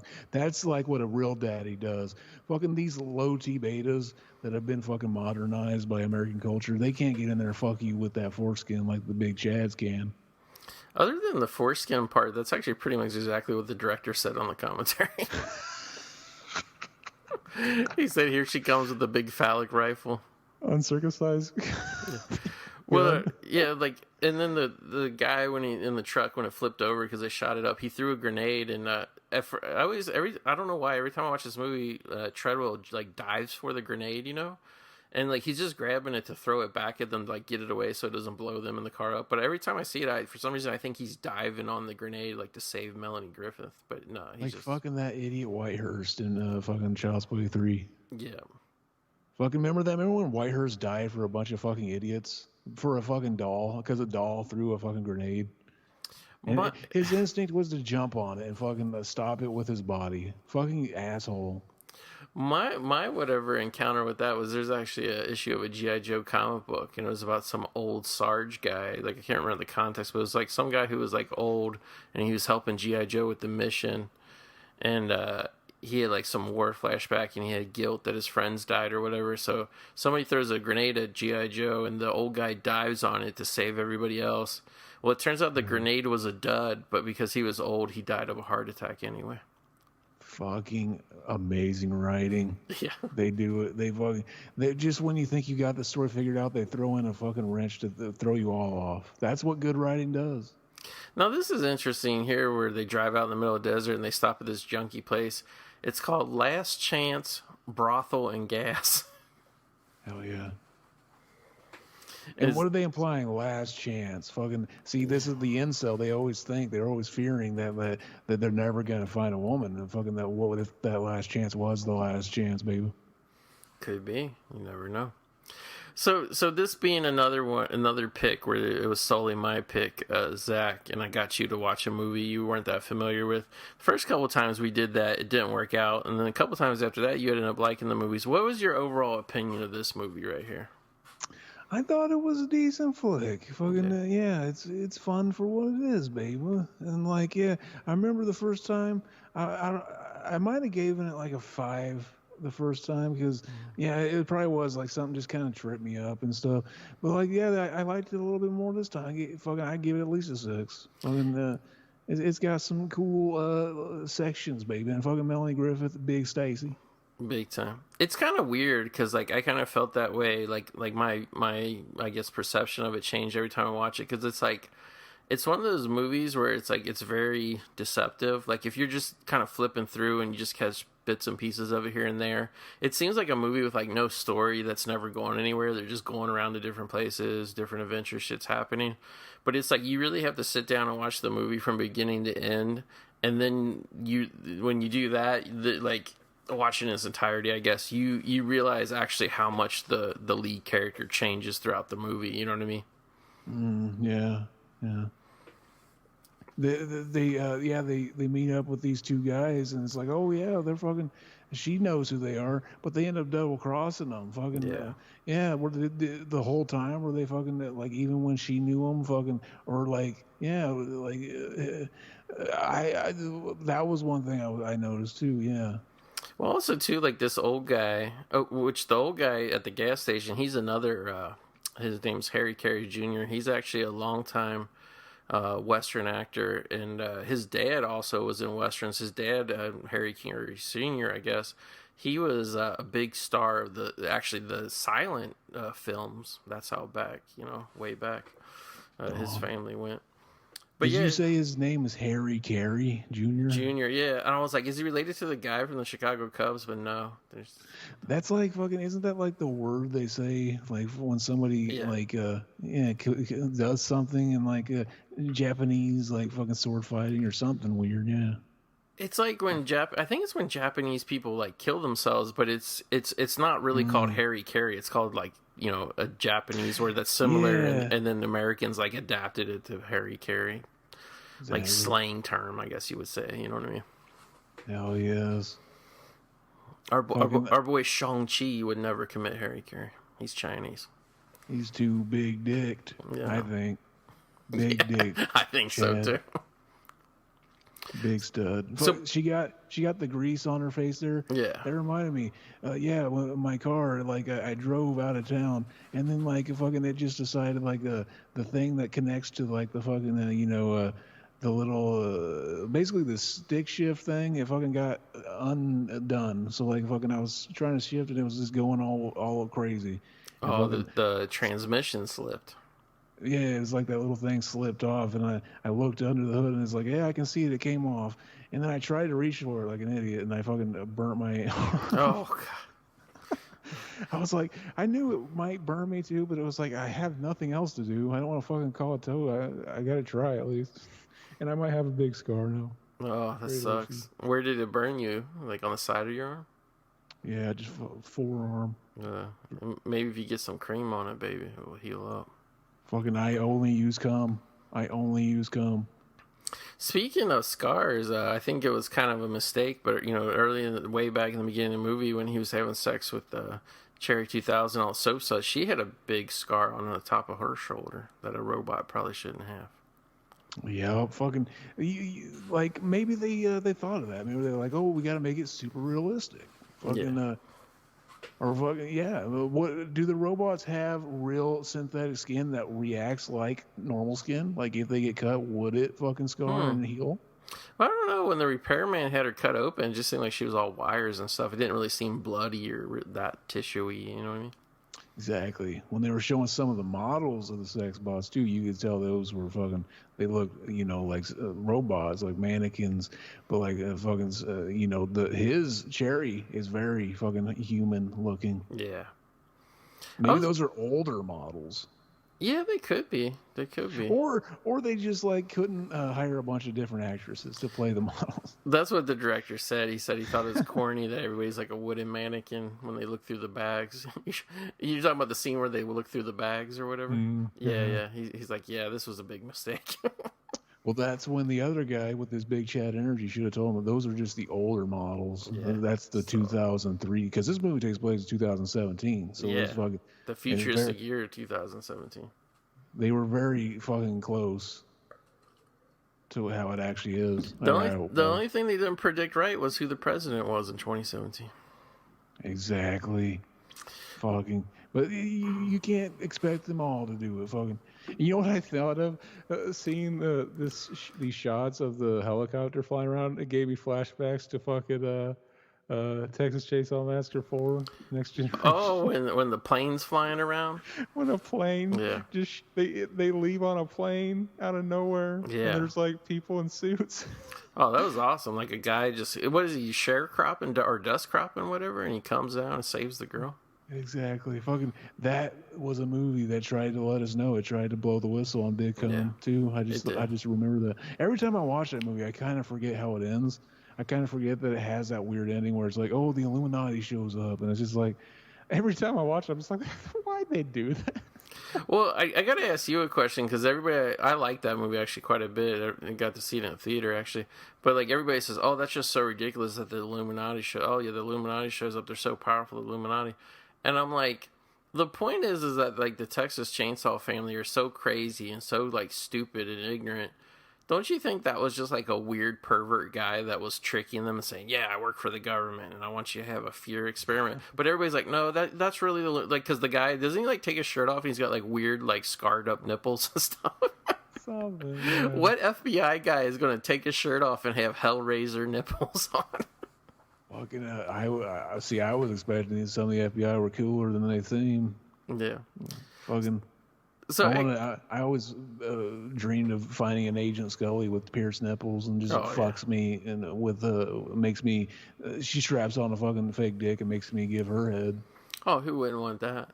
But yeah, like I guess we should say what happened here in the plot was the old man that runs the gas station and brothel, and then Randa, the younger girl with him, she wants to get out of here. She wants to go join Lester's gang. So to try to butter up to Lester, she got on the CB radio and told him that they were there. So unfortunately, they double-crossed him, like you said, and they shot Ben Johnson in the back like the coward bitches they are.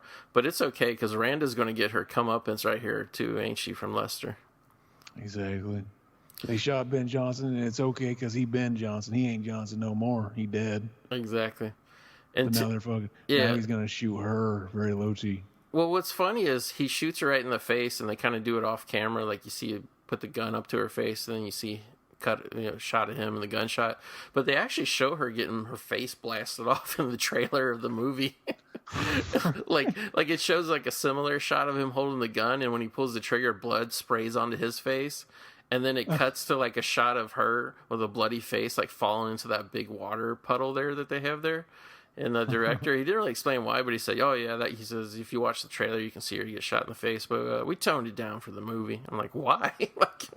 Did they shoot it the other way around, thinking they would use the effect in the movie, but then like fucking that they had to cut it down from an R, maybe like, oh, that'll sell really well in the fucking trailer. See, that's what I thought. Like, oh, it must have been a ratings board thing, but he didn't say anything because this movie really has no nudity. I mean, you see kind of some side boob and stuff from Cherry early on in the Melanie Griffith, but there's no outright nudity. There's like a little bit of blood when people get shot and stuff, but it's not really a gory movie at all. Mm-hmm. But it is rated R, I guess, because of the sexual content.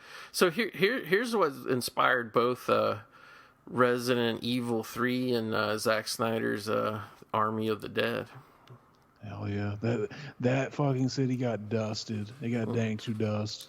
Yeah, Las Vegas, and it's just all fooled up to just like Resident Evil 3, which I actually watched the other night. But Resident Evil 3, it's the what do you call it, the sand blue, and somehow so much sand blue that it just covered up all the buildings. Just the very tops are sticking out in Las Vegas.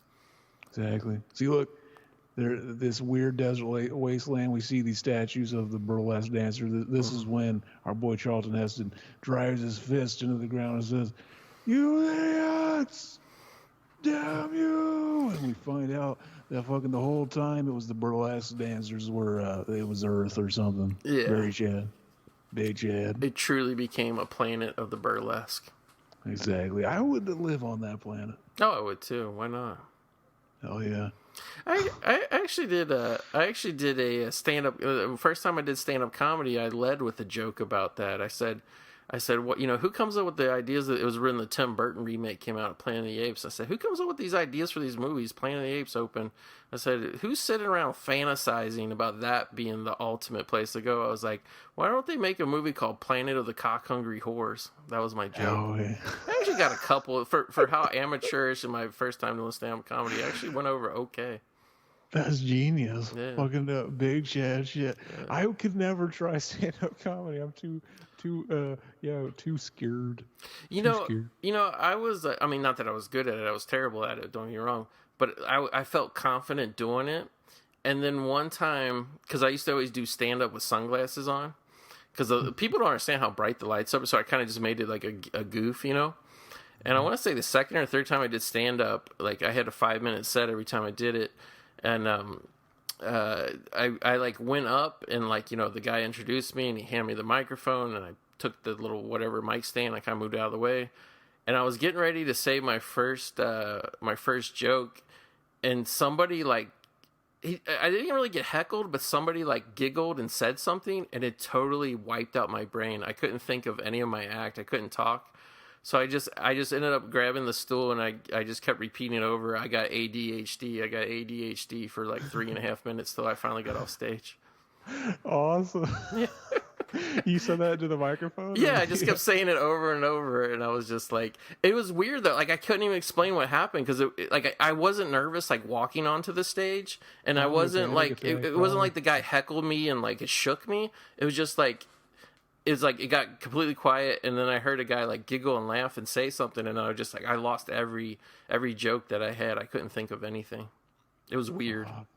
Yeah, the similar thing happened whenever I had to take that phone call. I was just like, fuck, that felt weird. You want to redo that? You want to rewind it off? It threw me off. Yeah. Yeah, it's just strange. Very, very odd. Yeah. But now they're finding the fucking his Cherry 2000. They snuck in to. This is the only place they can find it. This is the only Yeah. like The warehouse. This was the warehouse of sex robots. Yeah. There's one particular version left over of that particular model. Fucking, you already have her AI. What does it matter if she looks the same? That's what I wonder. Like, they didn't really address that. Could he just put that chip into like a more modern sex robot that looked like a different girl, and it would still have her personality? Just you would have to adapt to it being a different look. You know what I mean? That's what's so funny about the ending is it's like they kind of play it off like, Oh, now like he turns around and picks up fucking Melanie Griffith because he fell in love with her. She's like, what about her? It's like fucking she's just a robot. And he sees that now, but it's funny because well no, technically it is your wife because it is the same disc. so from what his wife knows, they were just hanging out, and then all of a sudden they're here, and then he leaves them there. Yeah. That's so funny to me. Well, the best part is to get rid of her. He says, "Hey, Cherry, go find me a Pepsi." And she's like, "Okay." And she just starts wandering around the desert like she's gonna find a Pepsi out there. Pepsi. But like even when he gets in the plane and flies away, she's not even upset. It's almost like those kid dog movies where it's like, oh, fucking take the dog out, fucking, I don't want you anymore, and they try to fucking throw the stick and then leave. Go! I said go! I don't even want you anymore. And it's all sad and shit.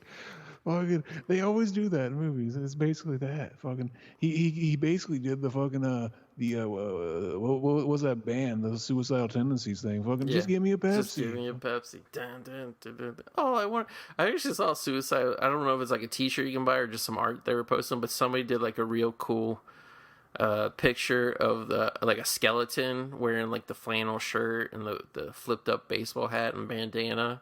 And it was Suicidal Tendencies like poster or logo, and the skeleton was holding a can of Pepsi. Fucking Chad.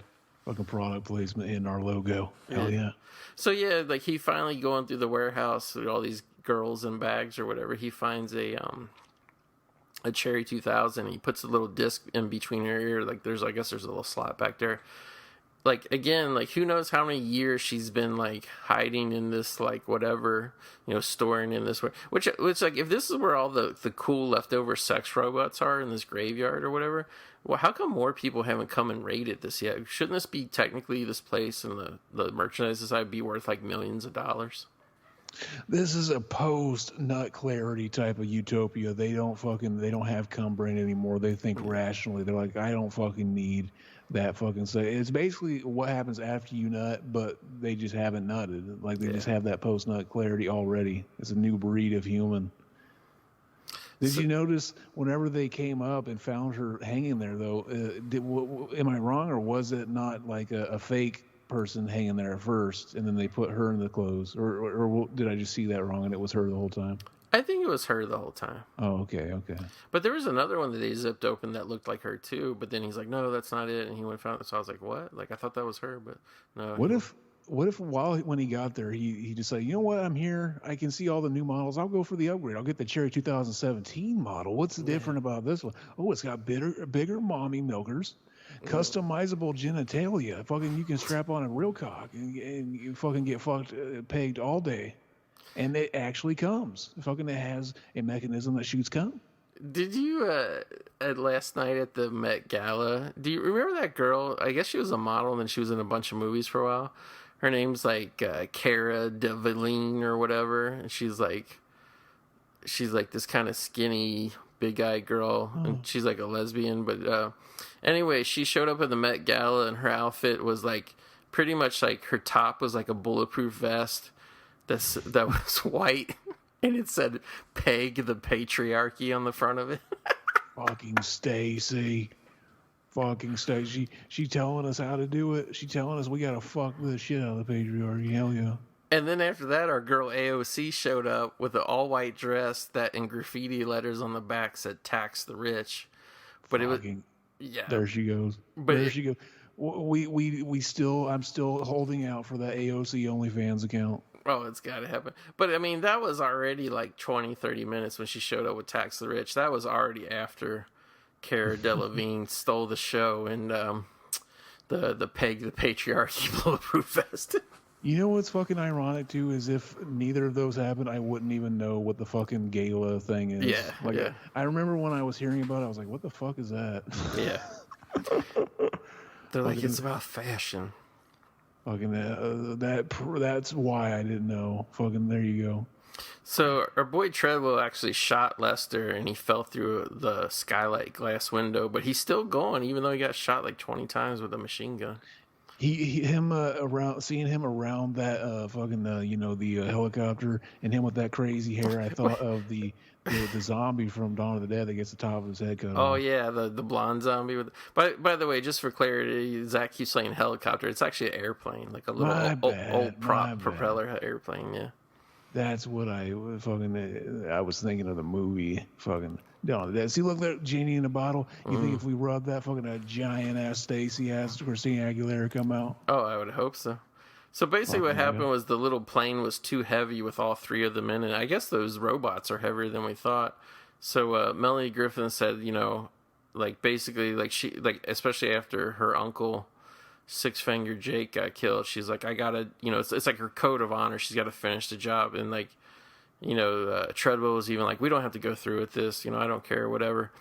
And she's like, no. She's like, the only way it will make sense with me if I complete the job. So she actually jumps out of the airplane so they can escape, and then she's going to go basically have a gunfight to the death. It's like she don't even care that she's probably going to die. You know what I mean? Stacy, big Stacy, and then this is where our boy decides he likes fucking her better than the fucking robot. Yeah. And what'd be funny is if at the end he gets her and it's like fucking, oh yeah, fucking he takes her back home and she bites her pussy bites his dick off. And we find out that that's why he was Six Finger fucking her uncle, whatever. Fucking he stuck his finger up there. Fucking very Chad. That would be cool. Like teeth. Exactly. They could have predated it. I was gonna say, I always thought it was funny when before they do the whole gimmick of the plane's too heavy. I always thought it was like they were gonna fly off, and then he was gonna get with her anyway, and then Cherry was just gonna become like the maid of the house. The original ending was actually like he realizes that it's just a little bit over the weight limit, and basically we got to get rid of that weight by it's in his balls. He's got to drain his cum, so they got to have sex in the air. He shoots it out the window, and that makes the plane lighter.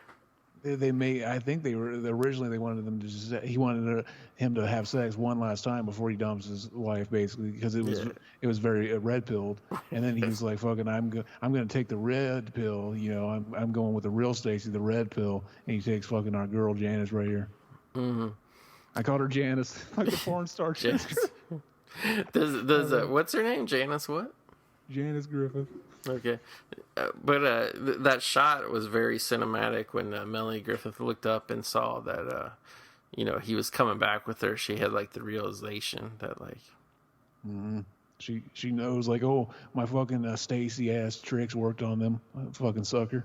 Yeah, I'm gonna fucking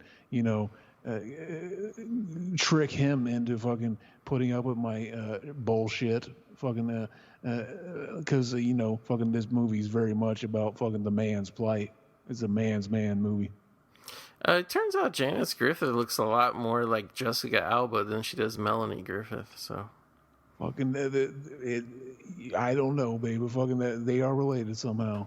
Mm-hmm. Very Stacy. And there's a TMZ article about her that she got thrown off a roof completely naked, Janice Griffith. Fucking Stacy. Yeah.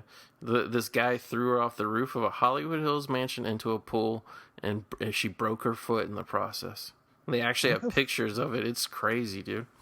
What a low T beta. See, he thought that guy's friend zoned. Totally. Yeah. Beta. So while they were making their getaway in the airplane, old Tim Thomerson threw a grappling hook and hung off the side of the plane, but then he just got smacked into the burlesque statues. Here's our boy Sasha Jensen. You can see here. He just came and went, but he's there. Fucking men named Sasha. That's very cool. Like you could be like basically hide in the closet that you're gay and just, oh well, my fiance Sasha, and people will never know unless they meet your fiance Sasha. I was gonna say I think he is too, but I think most guys named Sasha are like Russian or Hungarian or something. Exactly. You know those Hungarian guys are hung. Yeah, I always liked that guy. I thought he was a good actor. He's also was in the Buffy the Vampire Slayer movie. Fucking, that's a fun movie. Mm-hmm. It's actually, I think I've seen the movie like maybe twice. I saw the show a lot more. Yeah, I've seen. Well, I've seen like I think the first 4 seasons of the show, but I've seen the movie about probably 5 or 6 times. Exactly. Yeah. Fucking, there's Robert Zadar's credit, Chet. Mm-hmm. Big Chad name. Basically, we should just change it from Chad to Chet. Actually, our boy Sasha Jensen went to high school with Adam Carolla. That's interesting. I never knew that. Hell yes. And it says early in his career he primarily did stunt work, which makes sense because when he was sitting around the dinner table earlier, the director said, "Oh, all these guys are stunt guys," and I was like, that's not true. This guy's, but he did stunt back then. Fucking, they used to hang out, him and Adam. Fucking Adam Carolla's fucking dad. He ran the granola factory. He's the founder, and they used to fucking hang out and all that shit. They became good friends. I was going to tell you, Zach, did you notice on the last shot of the movie, like when they flew the plane away into the sunset, they showed the donkey of Six Finger Jake out in the desert by itself? Fucking, what are they implying? I thought it was a good, what do you call it? Oh, shit, what do you call it? A good kind of like callback, kind of... Fucking a nod. Yeah. Maybe fucking our boy Fourfinger, whatever his name is. Maybe he's up in that fucking big, beautiful fucking cave in the sky, just fucking jerking it with those 4 fingers. He could be. I was looking at the credits. A lot of people. Greg Canham, great Greg Canham, did all kinds of great award-winning work on the special effects, and also one of the other special effects assistants was our boy Kevin Yeager, and he was the guy who took over Freddy Krueger for Nightmare on Elm Street 2. Chad. Fucking, it all comes full circle. How did you find out that Freddy Krueger was working at a restaurant as a chef right now? Yeah, I figured you were talking about the Freddy, the Nightmare on Elm Street. Like, we probably did forget to count down on that one. That one, well, we had to pause it and stop it a couple times. There was some weird, funky shit going on. Big Com was definitely having a field day. I like when Mac was talking about watching it on Peacock at the gym. Exactly. Fucking Big Com, Beacock. See, they put, they're letting us know. Fucking, they don't fucking hide it. It's all in plain sight. I only got about 20 minutes into that episode. Is he working at the restaurant with the chef's hat just so he can tell people, "Help yourself, fucker"? Yeah. I basically just came up with that. Yeah. I didn't even mention that in the podcast, but like I was trying to think of something to put on it. That's what I came up with. Because he actually, I didn't know if you were referencing it or if you remember, but he actually does dress up like a chef in part 5. If you remember, he does. Yeah. I was thinking like, fucking, I could just use that picture from part 5, but then people will just think I'm a noob and I fucking accidentally used a picture from part 5. Well, I love the picture you used because in it, like, I just get the feeling that he's almost portrayed by a Indian gentleman. And he's smoking a doobie, so it's like how you got Freddy's face on that guy's face and then placed the doobie in front of his mouth. It was impressive to me. Fucking, luckily it was a picture of a cook doing that fucking like. Oh yeah, like when kiss. They kissed her. Yeah, they kissed Fucking, I'm such a fucking low T stoner. That's the shit that makes me laugh. I was going to ask you, who was the guy in the suit walking around in the background? Yeah, I didn't want it to look like an empty place. Like, fucking, help yourself, fucker. So I put some customers in there. Hell yeah. Okay. For a second, I thought it was supposed to be a picture of a young Christopher Nolan. Hell yes. So go ahead, Zach. Oh, I was just gonna the fucking the help yourself hooker. It's all rainbow colored, and I didn't even realize it until after. It's like, oh, it's the gay movie. I should Yeah. have made it the rainbow colors, but I was like, oh, it's already done. I'm finished with it. I always push back. Me and Trevor got in a big debate one time. He was saying, "Oh, the subtext is that the guy's gay," and I was like, "No, it's not. You can't have the subtext." And he's like, "The subtext." He's like, "Not the main text, the subtext." But my argument is like, you can't have a subtext that directly contradicts the regular text of the film, because the regular text of the film, he cannot defeat Freddy at the end unless he actually is in love with that woman. You understand what I'm saying? Hmm. Yeah, like I was saying on the commentary, I think the guy fucking it ended up being in there, and he rolled with it like fucking. I Yeah. meant to do that. I don't Yeah, believe I don't think so at all. Because and everybody says, "Oh, the gay bar that's." I was like, "There's no gay bar in it. There's like a fake leather bar in it." Now, if you want to see a real true to life leather bar, yeah, go watch Cruising, because what was his name? Freakin' shot in a real leather bar, and all those guys were real actual gay men wearing the leather and all that. But if you look at the one in fucking Freddy 2, there's women in there dressed in leather. Bob Shea is dressed in leather as the bartender. Like, it's very like phony, fake. You know what I mean? Like movie world bullshit. You know what I mean? exactly. The Jack Shoulder and all the cast say like we didn't notice it while we were making it. I think the writer's the same way. He's just kind of being opportunistic. I could be wrong though. I was going to ask you, like, did you uncover some info on that? Because you said that when they shot that one shower scene with Freddy, it was because they didn't want to pay Robert Englund. I heard them, like, kind of covered up with a different story, say he was busy doing something else or he couldn't be there that night, but I didn't really know. Was there really a salary dispute for Robert Englund that they thought they could replace him? That's what I think. Yeah, I'm pretty sure Jack Shoulder told that story. Yeah. And, yeah, fucking. There is a picture of the guy they originally got, fucking them on set, and he looks like fucking. He kind of looks like bootleg Super Freddy from Part 5. Yeah, because when he waddles into the shower scene, like that's like the one shot that's left in the movie. Like it's kind of creepy, like menacing the way he walks in. It's weird, but you can tell it's not Robert Englund at all. And it's kind of funny too, because I remember that vividly. Because I mean, I do it all the time now when I have to go to the movies. But when I was a kid, I could make it through any movie without having to pee. I'd drink a giant soda, it wouldn't matter. And the Freddy 2 was the one movie where halfway through I was like, damn, I got to go piss. So I went and ran. I think I went and ran like when he was in the leather bar, and then like I remember walking into the theater, and it was like the days when movie theaters didn't have like the lights on the aisles, so it was like really dark, and I was like kind of going through. And I remember walking in and seeing that scene of the guy waddling through the shower, and I was like, "Ooh, this is weird." Like, Like fucking, that's Freddy, but subconsciously there's something about him that's off. yeah, it was like weird. I was like, did I walk into the right movie? Like, it was strange. It was like, what happened? Like, what did I miss? You know what I mean? I was like, did something happen? I didn't really. Yeah, if you watch the part where he actually cuts the coach's back, I'm pretty sure that's the stand-in guy too. Yeah. He looks a little weird. Yeah, it does. But just to wrap up for Cherry 2000, yeah, man, like this is a movie I've been wanting to get into for a while, because I just had little. I don't know how to describe it, but it's like, when I saw it on cable as a kid, like with my, I don't know how old I would have been when this came out, probably 10, 11, something, when I saw it on cable. And it was like always a movie that like, I could tell there was something like offbeat and weird about it. You know what I mean? Mm-hmm. Like, yeah. It always seemed strange. And like, I saw it, I don't know, maybe about 15 years ago. And then it was on cable like a year or so ago. And I watched a little bit before me and Trev did that episode. I think it was our underrated 80s movies or lost 80s movies, something like that.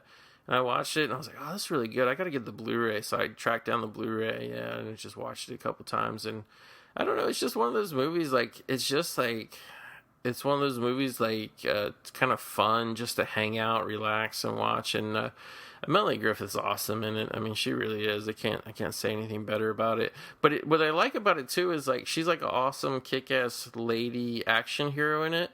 But it's not like the modern mold where they do it and they make the lady real unlikable. It's like, no, she's actually really down to earth and cool in it. You know what I mean? Mm-hmm. Oh yeah. Do they do that a lot nowadays? Oh yeah, they make. For a lot, movies? yeah, like especially the superhero movies, they make the women the whatever lead, and like they're so like they don't get along with anybody. You know what I mean? They're like constantly arguing and talking down to people. Like you see like the Captain Marvel movie, which I thought was an okay movie overall. Don't get me wrong, but it's like Nick Fury, Samuel Jackson. He's like always poised as like the cool guy of Marvel comic movies, you know, and he meets Captain Marvel like right away in it, and she's like just talking down to him and just like, you know, being like, oh, you're such an old dork, or oh, you're such a, oh, you know, and like he's trying to like kind of, you know, get a rapport going with her and saying like, hey, you a bad motherfucker and all that kind of shit, and she's just like, oh, please, and then it's like, you know, she has all these powers and all this shit of like shooting lasers out of her hand, and then she's like, you know what would be fucking genius is if they make the girls unlikable, because they already know all the fucking everybody. Most people are just like fucking, oh yeah, whatever. Fucking, they know to make them unlikable, because then all the fucking the neck beards that are fucking they get really pissed, and then like maybe like they fucking somehow like maybe their tears like fucking like fund the movies or something. Maybe it's like fucking the neck beard tears. The fucking, we gotta get the neck beard tears. Hell yeah. I think that's what they're going for.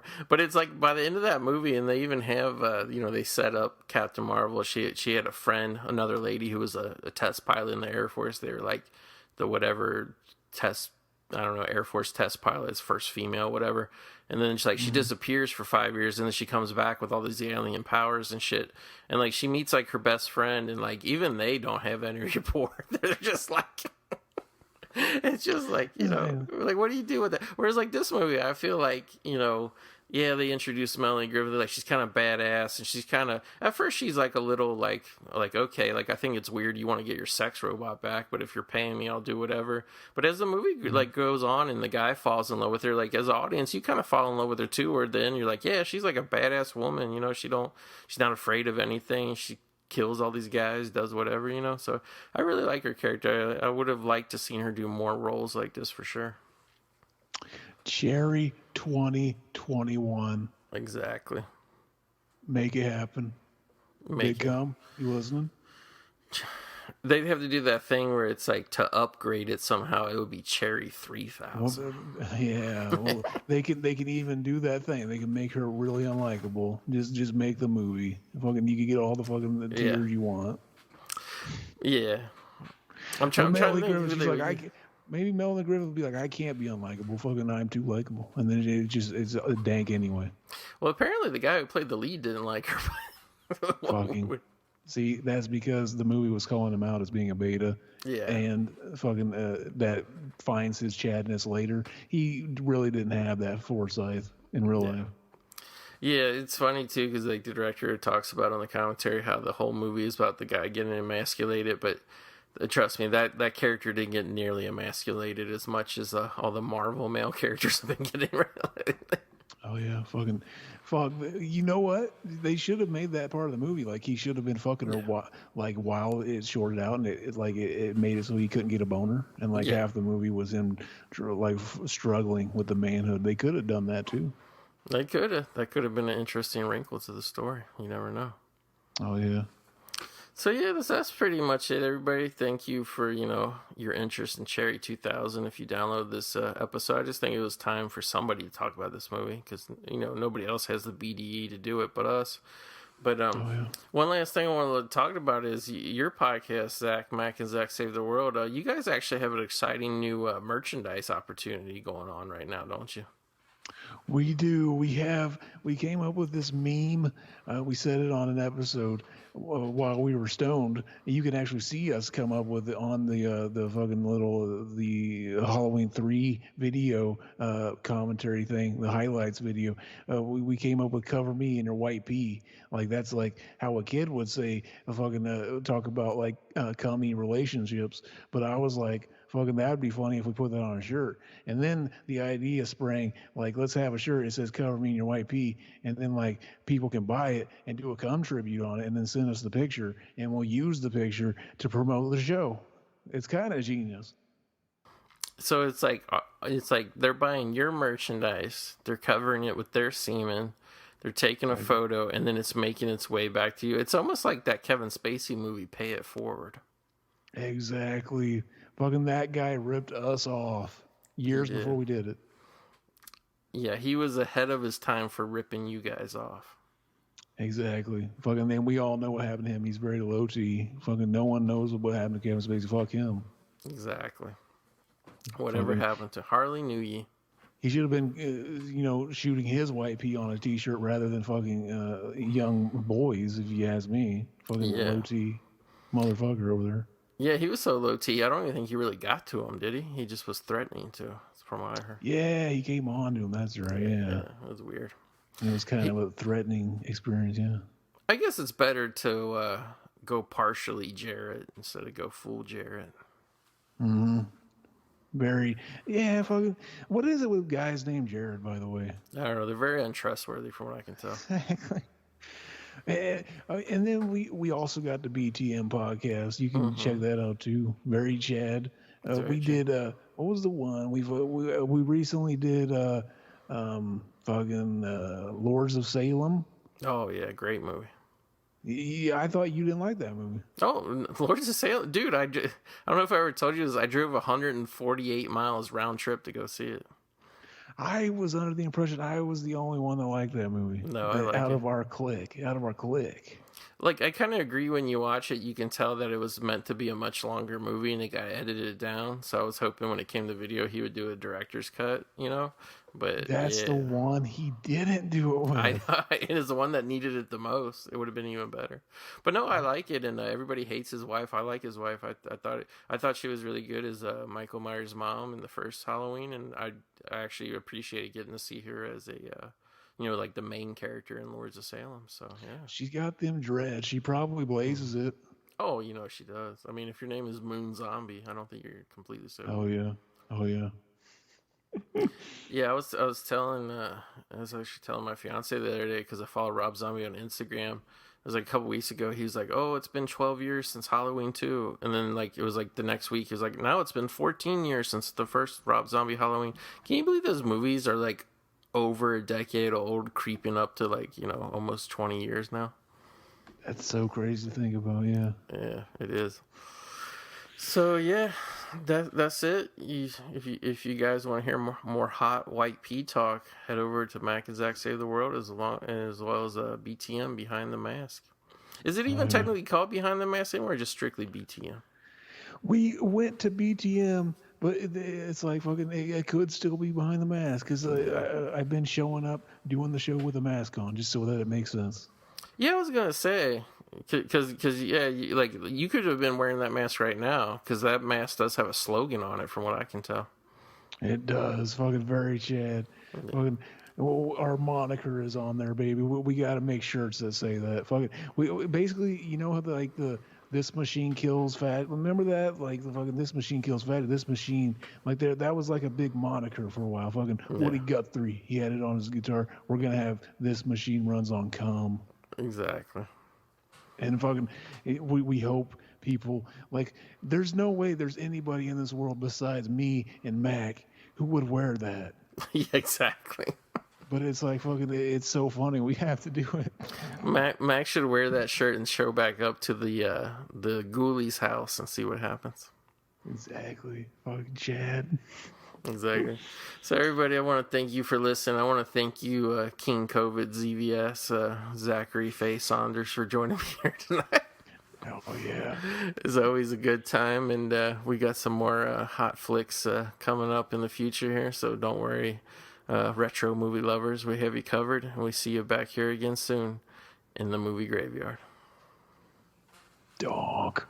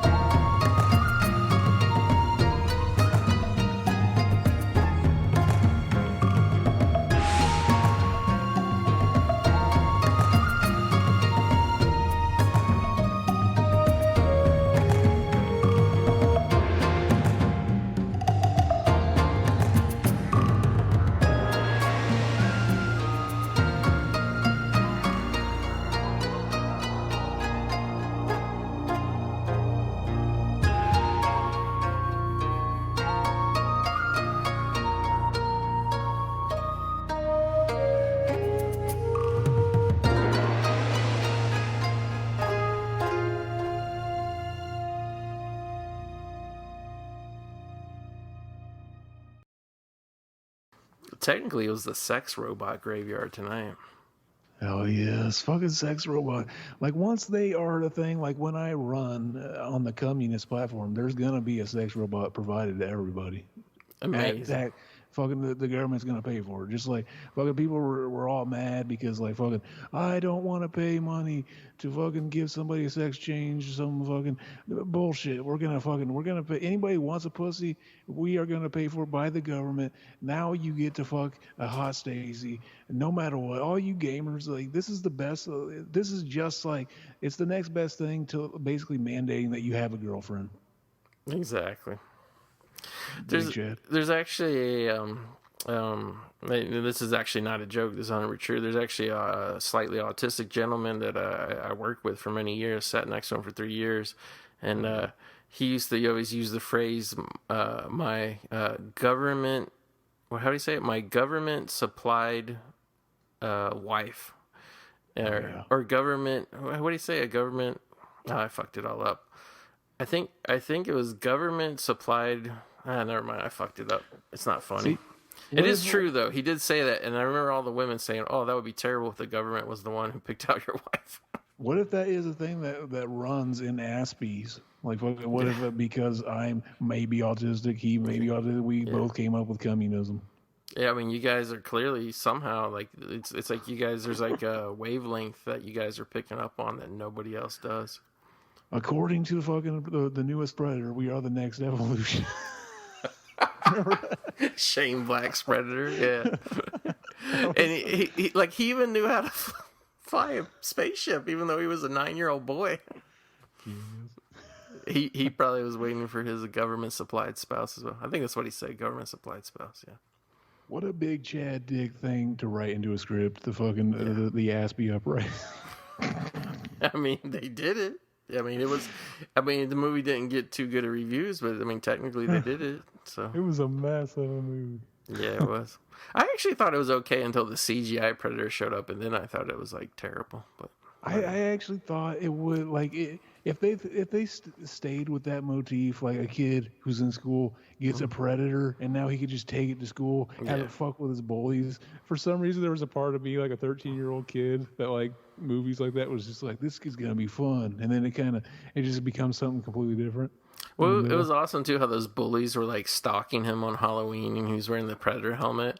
It'd have been cool if like he ran into the woods and the predator just jumped out and like gutted the bullies. Chad. Very Chad. And then it's like, it'd be like a remake of that movie, The Pit. Oh, that'd be... I got a copy of that. I need to watch it. Hell yeah. We actually did that one, too, on for a Patreon episode. That turned out to be a good one.